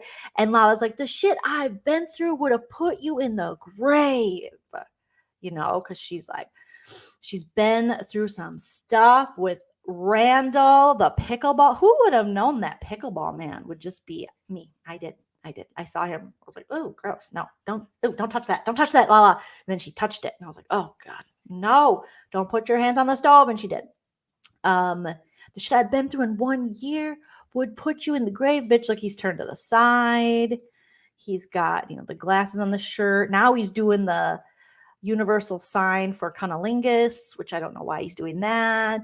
She's like, bro, she's broing him like Alexia from Housewives of Miami, in your effing grave. She's got the fingers pointing. So this fight is just, oh my gosh. It's so just aggro, just two buff bros going at it. And then he starts retreating because that's Schwartz's way. He throws out bombs and says things and regurgitates, bootleg this, bootleg that. And then I don't know. And then she says, don't you dare fucking come for my business. How I feed my daughter. Don't you come. Send it to Daryl. Okay? Send it to an AA meeting. I'm not here for it. Send it to Daryl. And then he starts eating. And she's like, and I think he thinks this is cute. And it's really not. That shit pays for my daughter every single effing day. I think now what Schwartz needs to learn as he's getting older, there's different levels to this shit. And there's different layers. You're not the 20-year-old guy that can just yell at his girlfriend and throw a drink on her and blame her for every failure in your life, even though you're older and you should know better than her, which is probably why you date younger. But now you're going to be dealing with women who have been through some stuff, who have met guys like you. And now you're also, it's a bad look as you're saying this to a single mother about her business ventures. And you're hanging out with her problematic ex, who might be the new miniature Harvey Weinstein, according to what the Los Angeles Times or wherever they did the story about him, or multiple stories about Pickleball Randall. So, I mean, it's not really very cute anymore. And now knowing what we know about the Scandoval and the stuff we're seeing. So, and then as she's bringing this up, like, don't you, because obviously, she had asked everyone before, hey, I'm going through it in the court system with this cuckoo bananas guy, Pickleball Randall, who I had a baby with, who is real messed up. Me and his ex-wife have joined forces to try to put a stop to him. So please don't talk to him. I can't associate with anyone who's associated with him. And then Tom Schwartz was like, well, I go play pickleball with him. So it's, he's definitely hitting some very, when Lala being a mom now, I mean, the mama bear is coming out and, she's like, how dare you? And then he's like, you're a great mom. You're a great mom. But in a very condescending, patronizing way, he's saying this, and she walks away. And then Tom Sandoval comes over, and then they have this conversation where he's like, she just rubs me the wrong way. Schwartz tells him. And then Sandoval has the audacity with, the hypocrisy, the lack of awareness for anything around you. Sandoval says, well, Lala's not even her real name. It's not a real name. Okay. So there's a start with a therapist. She should get a therapist. She's not even using her real name. As you're having a full-on affair with a woman named Raquel, whose real name is Rachel, you are going to talk about Lala not having her real name? Oh, sir. I know karma doesn't happen until the second life, but the karma is just hitting. Like, things are just, you think you're so slick. You think you're so cool telling, Lala, that's not her real name. And you got a whole ass mistress whose name is Rachel. And she's been having people call her Raquel. And you've been telling everyone you're 38 or 39 and you're 57. So you're lying about your age. You're lying about your karaoke singing skill set and your mistress. And she's lying about her name. But you two are sitting there like some kind of self-righteous douchebags. It is just really crazy. It is so crazy. Yeah. That's your grandma. Well, no, it's Valerie's comment. Everything about Schwartz is red flag. Yep. Your grandma used to say, you F with the bull, you get the horn. I mean, that's true. That is pretty true. I mean, I think Schwartz is having a midlife crisis. I mean, we definitely know Scandoval is. So, yeah. I know him eating mid-argument. How dare you, sir? How dare you? How dare you? Yes, he's like, come back, Lala. These wings are delicious. You're a good mom. It's just that same head game he played with Katie all those years, he was trying to do to Lala. So you're just seeing like, this is what this man does. This is who he is. This is a pattern of behavior, as Ariana would say. He's not a child. He's a misogynist. I mean, yeah. Yeah. I know. I bet she, hindsight and sobriety will, I'm sure that was a very big part of the awakening with Rand. But there's, there's a million Randalls in LA, a million people with fake money and fake power and using those, those levels of power and, the scale, the power dynamics being off and using it to benefit them and getting, these disgusting men, both in spirit and look, who are out there just poaching these young women that have dreams of this, that, or the other thing, and these Hollywood LA dreams. So there's just unfortunately a million of those type of guys out there. And Randall is just a walking cliche, a dime a dozen, a dime a problematic dozen. But in this scene, coming back to the Toms, they're just, it's so ridiculous that they have all this judgment towards Lala when all the things they're hiding and all the things they're doing. And the woman they're protecting, Rachel Raquel. So then Lala goes over. There's the Don. The Don's like, oh my gosh, I wore my jeans to the beach. I don't like this. I got my reading glasses on, my Tom Fords. I don't have time for this. You okay, Lala? Like, let's go have some fun. Lala tells Katie, your ex is so effing out of line. He was talking about my looks. I mean, there's just a certain age. I think that men in general shouldn't be talking about and putting down a woman's looks like that. I mean, obviously, hello, holy misogyny, making fun of her face, and you're older than her. You're supposed to be in your 40s, Tom Schwartz. It's just very lowbrow, boring. No, thank you. And then, telling her she's corny is one thing, but with the looks and the lips and all that. And then Katie's like, oh my God, Brock's like, what's going on? Anybody talking about kangaroos? We're like, no, Brock, we're not. Sheena's like, I'll talk about that. You're my best friend, Brock. And then poor Satchel, he's just sitting there like going over lines he has to remember for a shoot the next day. And this scene was just, it was so jam-packed. So as Lala is doing that, you still have the Toms over in their corner. And Lala still is like, I just told him, let me know when you actually have a business. And I mean, that's a pretty good read because these two can't even pick a damn couch.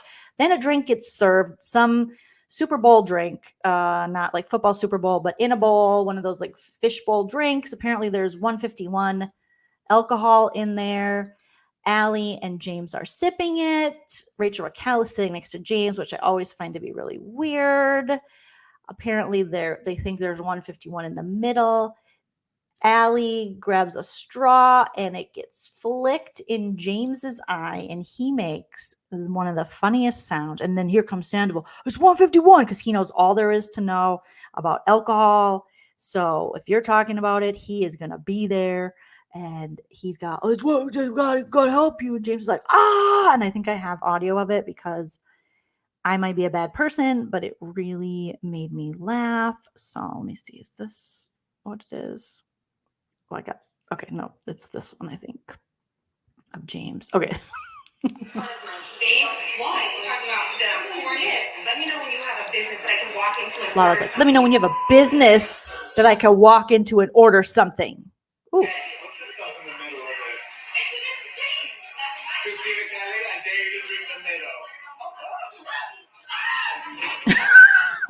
I think I have it louder. He goes, ah, ah, ah. he starts screaming like it was like he was on fire. He was screaming like someone set him on damn fire. Oh, I think that is maybe I have it on here. It was so, I know I'm a bad person, but it's kind of like falling videos. I just laugh. I laugh. Okay, let me see if I can find it here. Oh wait, I just had it. Okay, yeah. Okay. Hopefully it's not a commercial. Oh my God, of course. Amazon Prime. But that scream was so great, you guys. He was like, ah, ah, ah. And that he did sound like a bird. And then Ally is like, oh, I don't have time for this, James. I have to keep my brain clear and my aura clear for some astrology readings I have later with my new business, allyorbits.com. So please stop.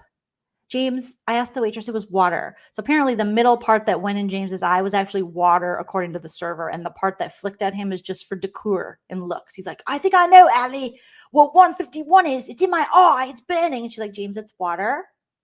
You just need attention. And I wouldn't put it past James to really play it up. Up in the middle of this. Christina Kelly, I dare you to drink the middle.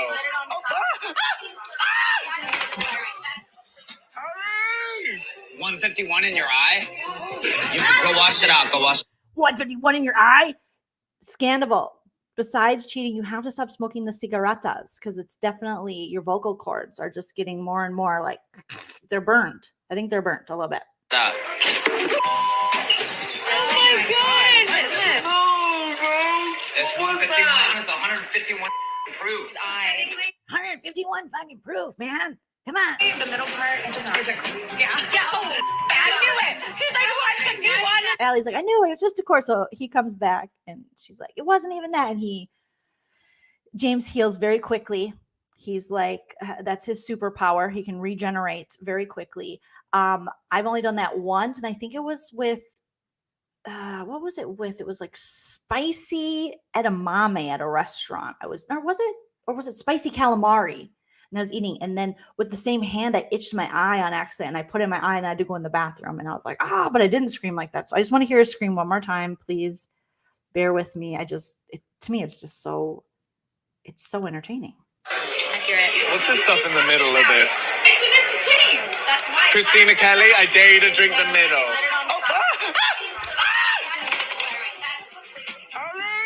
151. I'm sorry. That made the episode. And then he's fine. He survived to do Watch What Happens Live, and it's so good. So good. So good. I literally, it's one of those things like the Judge Judy episode where the drunk guy falls in someone's yard and he says he fell in a hole and really he walked into a pole. And then they were like, we have receipts. We have a ring cam video before they even had ring cam videos, but they had a security video. And then it's one of my favorite episodes. It's an old episode of Judge Judy. So if you just look up on YouTube, drunk guy walks into a pole, Judge Judy, it's a great episode because the guy's like, yeah, blah, blah. He like hit their car. He was drunk driving, hit someone's car, went to their door like, I hear her. And the lady's like, let me go get my husband. I don't know what this dude's saying. He's like, I just hear her. And then he's like, yeah, fuck it. And he walks away because she takes too long because, a second's too long when you're drunk. And he walks into a pole and falls. It is the funniest shit. I mean, Judge Judy is good for so many of that. So after this happens, what's the next screenshot I have here? We're almost done with this episode. It's been so fun, but my voice is definitely getting... It's like I'm Tom Scandoval smoking a pack of Marb Reds or Parliament P-Funks, Camel Lights. It feels like my voice is burnt. Okay. So after James recovers, that is, maybe I didn't have any more screenshots of that. That is when we get the, Ally walks away. Raquel's like, can I talk to you? It's just the worst time because Satchel's there. Katie's trying to have a beach day. They're at a bar and she's like, how come, again, Raquel, how come I'm a whore just because they kiss someone. And Katie's like, really? Are we doing this? Are we really effing doing this? And then that is when the Rachel Raquel stuff is brought up. Ally's brought back. Ally, what did you say I said about open relationship or whatever? And Ally's like, well, you said, okay, your moon was in Pluto and you had okay, you were Libra-ing that day. Okay, yes, you said something. And I think even Ally got initially what she said about it wrong. Like it was something a little different. Because, it becomes telephone at that point. So, she's just, I forget what she said. I forget what she said. I forget exactly how Ally said that Katie said it, but Katie's like, I never said they had an open relationship. I said maybe the rules, they don't have rules. And if they do have an open relationship, she said in like a confessional Katie did, then Ariana isn't aware of it. So it would be all Sandoval doing that, i.e. Scandoval is a cheater. And then him and Katie, I think, go. We'll just play this last part since we already played the James, and then we'll commentate on that. So, okay. Wait, Lala, can I ask you a question? Always. Is a good friend of yours. What the is in the air today? The beach was chaotic. Oh, so that's when Ally says, James, shut the F up. Oh, that was funny. Okay. We'll play that part. Water. 151 No, in the she middle. said it's decor. I'm not a pussy. Yeah, I heard you laughing when I was calling for you. Nobody wants to watch you make a fool of yourself. Bottom line. No one is enjoying it. Fine, I'll just sit down. Yes, please, sit and shut up. What the is in the air today? The beach was Ally's like, yes, please sit and shut up. Okay? AllieOrbits.com. chaotic. This is chaotic. Wait, Lala, can I ask you a question? Always. Is a good friend of yours, we both thought Oliver was cute in Vegas. If they said, like, oh, I'm separated, would you have just said, I give you the green light, or would you have been like, maybe ask more questions? I don't feel like you were in the wrong with that at all. Oh, so Oliver's brought up, boring, bring a book, nobody cares. And again, Lala has to state what she stated last episode. You're not a mistress, Rachel Raquel, even though we know she is. I want to dress with you. What? That's when Rachel Raquel's like, Katie? I give you the green light, or would you have been like, maybe ask more? And all that You are not one. Katie, the one thing that I want to dress with you. What? Katie, the one thing that I want to address with you.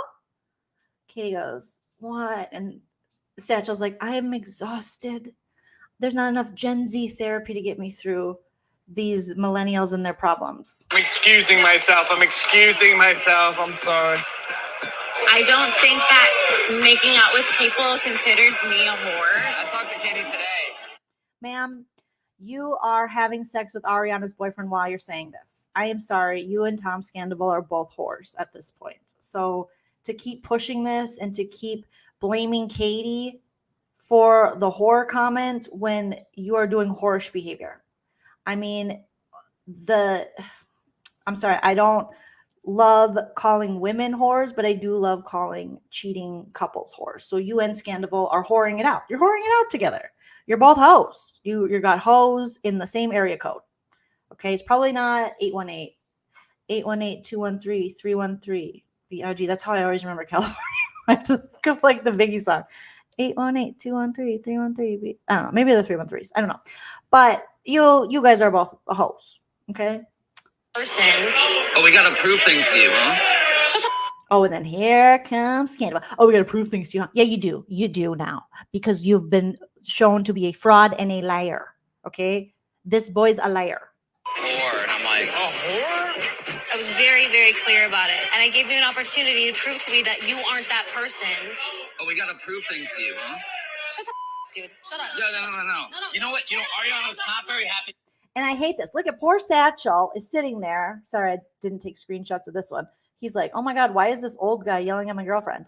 And he's like, Ariana's not very happy with you right now. No, Ariana's not very happy with you right now because her grandma is dying. So I think the last thing she's worried about is some rumor that allegedly Katie might have insinuated that they had an open relationship when really she wasn't necessarily saying that. I think she's not happy with you because now she's had a dog die and a grandma die, and you have been nowhere to be found. You were too busy dipping your wick in a younger candle. With you right now. She's not very happy with you right now. She's not happy with Yeah, me? you know why? Because you know what you said? You know what? You know exactly what you didn't said. say anything. You know what I know what you know what you didn't. You know what you didn't say. Apparently, because me and Raquel went to the Abbey, and apparently, like that's where our secret rendezvous That's where Ally said how weird it was that she saw the both of you at the Abbey together. Has anything physical ever happened between you and Raquel? No, nothing has happened between Raquel and I. Like nothing. Like that wouldn't happen between, you know, like me and Katie. Let's bring Ally in here. That just makes me think you really are mean to Katie again because you want to secretly bang her, and she would never bang you. It just makes me, he just gives you those vibes. If I can't sex you, I hate you. If you don't think like I think and want to be a fan of me, I hate you. Oh my, and that was so awkward. The producers are literally like, so is there anything going on with you and Raquel? Oh my God. It's cringe. It's so cringe. Has anything ever happened between you and Raquel? No, nothing has happened between Raquel and I. Like nothing. Like that wouldn't happen between, you know, like me and Katie. Let's bring Ally. Oh God, sir. Oh, the grave is dug, and it's so deep, so deep. It's way deeper than 6 feet. It is, as he's wearing like a Saturday Night Fever shirt that I'm sure he thinks is cool and retro, but it just looks like you were alive for Saturday Night Fever and the experience. It's bad. It's really bad, Tom. It's really bad. It's bad. It's bad. That is no. Nothing is going on between me and Raquel. That wouldn't, go on. Who's another girl between me and Katie? And his face, just everything, just it's like, oh, dude, it's just like liar. Look at that face. Oh no, sir, with the mustache and the glitter top with the circles and the mid-century modern. No. Oh God, it just makes me cringe. But it's one of those things like I have to replay because it's so cringy. Nothing. Like that wouldn't happen between, you know, like. Oh, you're such a bad liar. Nothing that like wouldn't happen between. I need one of those body language experts to really break this shit down. And I'm sure there's one for Bravo because his body language is, ew. Let's just look at it real quick. Okay. Because he's got the hands out, Saturday Night Fever, John Travolta wannabe. No, very defensive stance, like protection of his nipples. Raquel and I, like nothing. Like that wouldn't happen between, you know, like. Me and Katie. Let's bring Ally in here. It was like the lie shuffle. Nothing. He was doing like the liar robot. That wouldn't happen between me and Katie. He started malfunctioning. Wow. Ally, we gotta talk, girl. So then they call Ally over. I was like, were they alone? Yes, they were alone. Okay, they're dancing. Yes, I don't recall saying anything because I said all I remember is if it's not public knowledge, they don't care. I told James those words. That's the only words that I will stand by. Public knowledge. I was trying to explain to her that Tom and Ariana don't keep each other on leashes. They don't have like rules for each other in their relationship. But also, like, my opinion of Raquel. I mean, I could kind of see that in that it seemed, it is a little untraditional, I guess. That's the only thing I could think of, especially with, you have major losses and one party in the relationship is not there for the other one. That's kind of not a traditional relationship. Most people, that's the whole reason partnership is endearing to a lot of people, or people want a spouse or a significant other because through good times and bad times, and you have that support, and you have that your person to experience all your goods, experience all your bads, and to go on this journey of life together. So if you're not going to do that, it's like, well, then what's the point? So I can kind of see what Katie's saying, but this now has got misconstrued to this open relationship, which I'm sure isn't, with the Lala hookup with Tom Sandy Butt in the car seasons ago. I'm sure some people, I know people have questioned that. So it's not traditional.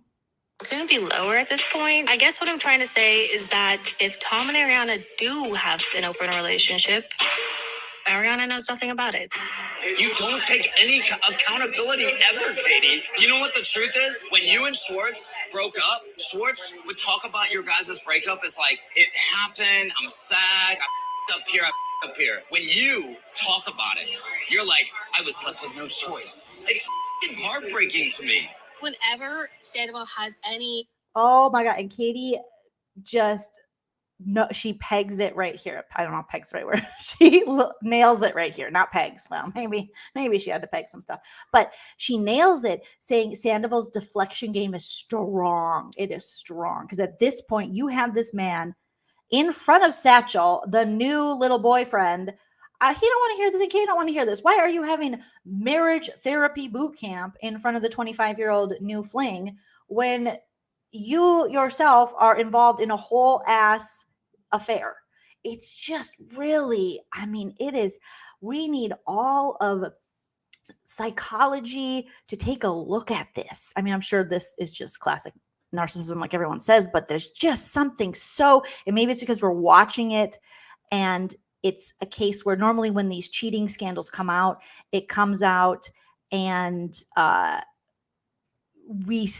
it doesn't come out in this way where then we're watching the show and we're kind of comparing notes and we're seeing someone who's currently trying to hide it, and it didn't come out on the show, it came out after. So we're seeing a whole season of this man trying to push forward a narrative and a character that he's not. And it's just like freaking infuriating and fascinating how someone could be this diabolical and this cruel. It's just cruel to not only now verbally deflect onto Katie and cause her emotional distress through this fake Schwartz Raquel thing and blaming her for, you're horrible and how you treated this breakup with Tom Schwartz, when, sir, you are lying to your partner saying, I love you, dumpling. Here's a dumpling latte. I'm putting all the work in our relationship, while behind her back, while she's grieving losses, you are banging her friend. It's so gross. It's so gross. Up here. When you... Schwartz never says where he fucked up. He doesn't. He'll say things like, well, this restaurant might have cost me my marriage, but, Katie's a bitch and she's difficult. So, no, I don't agree with that assessment at all. Talk about it. You're like, I was left with no choice. It's heartbreaking to me. She was left with no choice. She tried to work with this man. She tried, they ultimately, they both, had their own issues within the relationship, but she tried to have his back. She tried to stick up for him against you. And even that, she was met with a fight from him because he was fighting harder for Scandoval than he ever did for Katie. And it was just a mess. Ever Sandoval has any heat or pressure applied to him, this is like his go-to to just turn around and deflect and start saying like, oh, well, what about you? You're never accountable for anything. I make mistakes all the time. I with Ariana, I'm like, dude, I up. You don't... He just said, I make mistakes all the time. I effed up with Ariana. And I say, dude, I effed up. No, you don't. No, you don't. She had to find it on your phone. You don't. You hid it. You were cruel. And it was cruel and unusual punishment for someone that you claim to love. You were basically torturing her mentally, making her believe you loved her. And I'm sure there were signs. I'm sure when she is finally ready to talk, she will talk and she'll say, ooh, and this and that. Because I've been with dudes like this before, and they will make it seem like you're cuckoo for Cocoa Puffs. Like, you're just like, well, just tell me. Is something going on? Like, it just doesn't feel right. This is weird. I'm just picking up. No, don't. Oh, you're so jealous. You're so crazy. You're so this. You're so that. Instead of just admitting, yeah, I'm fucking up. I am fucking up. It is selfish and it is cruel that he wanted to stay in this relationship with Ariana and carry on this affair when he could have at any point in the 7 months to a year and a half he was having this affair just come forward and said, I fucked up. I can't do this. And he chose not to. He chose to wait until he got caught, wait until it was super embarrassing and public. When he could have done this, I mean, from the jump, well, he could have just not cheated in the first place. But let's say, okay, you're like, oh, shoot, my wiener fell in freaking Rachel Raquel right away. Give her a choice, because now she's got to think, well, how many times did I bang him when he was banging her? And now what do I believe? So when I'm going through this hard year of emotions and loss, you're not there for me. And not just because you're working or trying to build this strip mall restaurant, but because you're having sex with Rachel Raquel, my friend, who I'm going to and spending time with Rachel Raquel, and I feel like a freaking idiot. It's just embarrassing. It's horrible. It's the worst. Thank you, Gigi, for the super sticker. It's like, you are such a man, baby. You have weak little testicles that you couldn't just man up, human up, and say, I need to give Ariana an option. Granted, looking back, and when we look back at this and all these things, this is the best thing for Ariana that she's away from him. But when people say, oh, this is the best thing for, this isn't actually the best way for it to happen, because this will have rippling effects on her future relationships, her self-esteem, and a lot of stuff. She has a lot of work to do in order to now go forth and have healthy relationships. Because as much as she's succeeding now, and God bless, she is killing it, and I wish nothing but the best for her, but there's no way you can be in a relationship like this and have this kind of manipulation and lies and infidelity and breaking of trust and not walk away with some scars and things that are going to follow you into other relationships. And it just sucks for Ariana. It sucks that she genuinely, from what we see on this show, gave this man her trust, her heart, and also, like, she believed in him as much as he wants to go. She thought I was stupid. Well, you are stupid, okay? But this woman believed in you, and she stayed with you, and she let you do stupid stuff like go on tour for karaoke and take money out of the home, okay? She did that for you. So that's love. That's when someone shows you they love you. When you are doing dumbass shit that most people would say, you suck at, you're not talented, you shouldn't do it. Your significant other says, baby, you try that because I love you. And I want you to have a full, fulfilling life. And I don't want you to look back with regret. So if you want to sing karaoke with a band that's actually talented, you go pay them. And you go make a fool out of yourself, screaming Incubus into the mic. I love you, baby. I love you. Okay? You want to take money out of the house? That's okay. Because you'll make it back because I believe in you. You'll make it back. I believe in you and we'll be together forever. Okay, so we'll get the money back. So this woman went above and beyond. So, but when people just want to go, this is so great, she's going to be great, she's going to be, yes, she will be great. She will always be great because she's Ariana and because she is a strong, capable woman, but this takes a toll on you. Being with a man like this takes a toll on you. I can say from experience, you take this with you in your relationships. You have to do more work. It has a lingering effect, and it sucks. It sucks because you really do want to believe you can trust this person, because this isn't just some casual little, hey, I cheated. This is, like we're going to hear Sheena say, these two are in a full-on affair relationship, long-term, and it was right in front of her face. She's going to doubt herself. She's going to doubt those around her. She's going to doubt her judgment. Because it's just the natural process. She's going to grieve this shit, but in a different way of just a broken relationship or breaking up, but because it came with such betrayal. And not just one person, two people. You had their back and you stuck up for them. She made Rachel Raquel feel special and good and sweet and tried to empower her dumbass. That's what Ariana gave to her, and this is how Rachel Raquel repays her. Thank you, Brooke. I appreciate the super chat. You're awesome, Joleen. Thanks for entertaining me. You are so welcome. You're so welcome. So as much as she is going to be great, she will, and she is. It just sucks that this man is going to, again, we've seen Ariana be very vulnerable on the show with her mental health and her insecurities, and it sounds like she had a dickheadish boyfriend before this who was very critical of her body, which left, an impression and issues, which it would for anybody.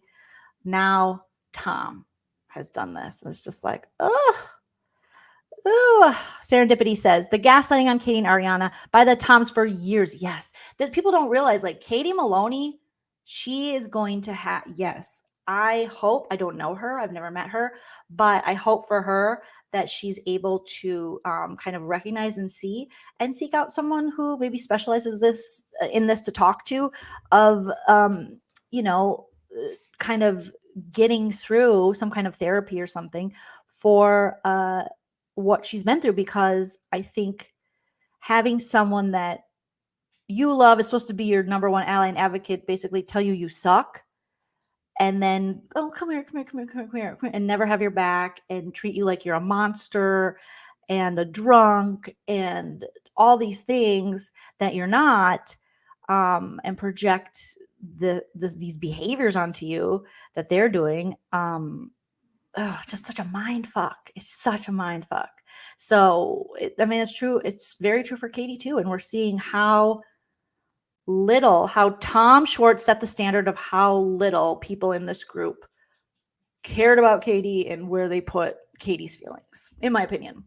They were just like, oh yeah, it's fucking Katie. It's Tequila Katie. She's a rage texter. She's this, she's that, she's the other thing. Would you ever think this guy, like, not communicating with her and communicating with her in such an unhealthy way and gaslighting her and telling her feelings aren't valid and what she sees happening is not actually happening, that led to rage text because she had no other way to let these feelings out because he shut her down at every corner?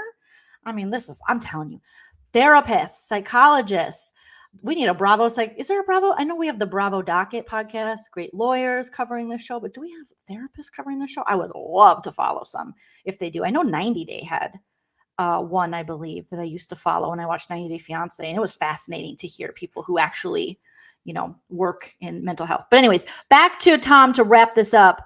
He is Scandoval. Mistakes all the time. With Ariana, I'm like, dude, I up. You don't ever say that. You don't ever do that. It's just very manipulative. Like, you shouldn't be with somebody for who you want them to be. You should be with them for who they are. That's what's up. Wow, that was so. That's what's up. This dude, I'm telling, this is angry Adderall. This is angry Adderall. This is something. This is Coca-Cola Classic in your nose.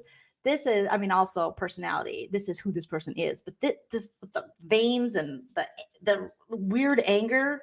Profound instead of all that. Yeah, it is profound. I love how Katie can shut this man down. He is so bothered. All she has to go is, that is so profound, Sandoval. And he's like, it is profound. And his veins are popping out. Write that down. Bitch, get a life. I love it. Write that down. Oh my. Okay, problematic man. And she's a bitch, get a life. But for real. And he walks away.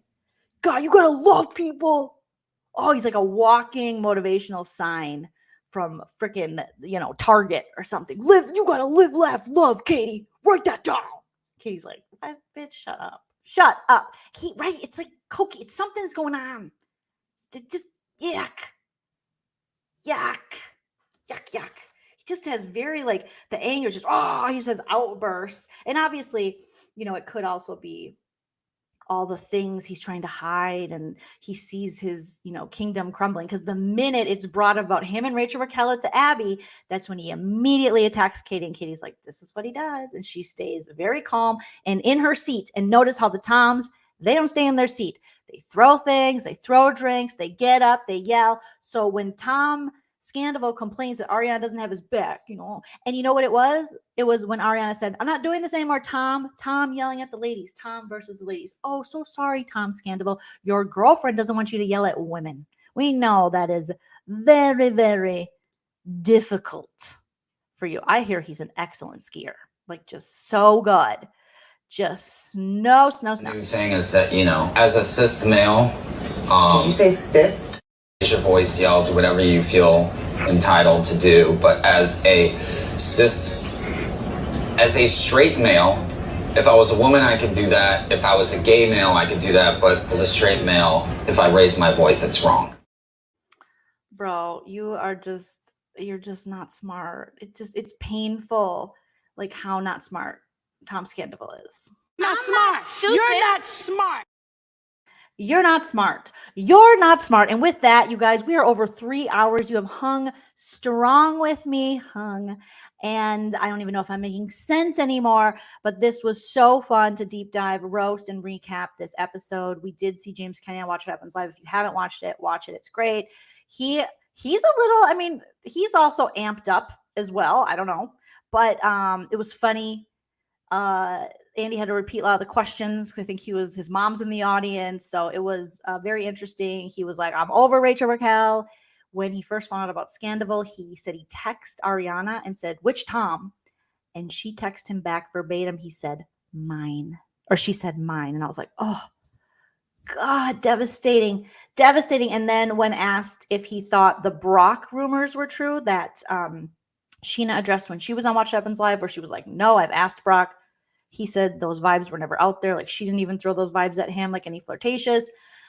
And they asked James about it. James was like, I can't. If that's true, I'm going to put myself in a mental health resort or whatever. I'm going to throw mama from the train, because he was like, gross.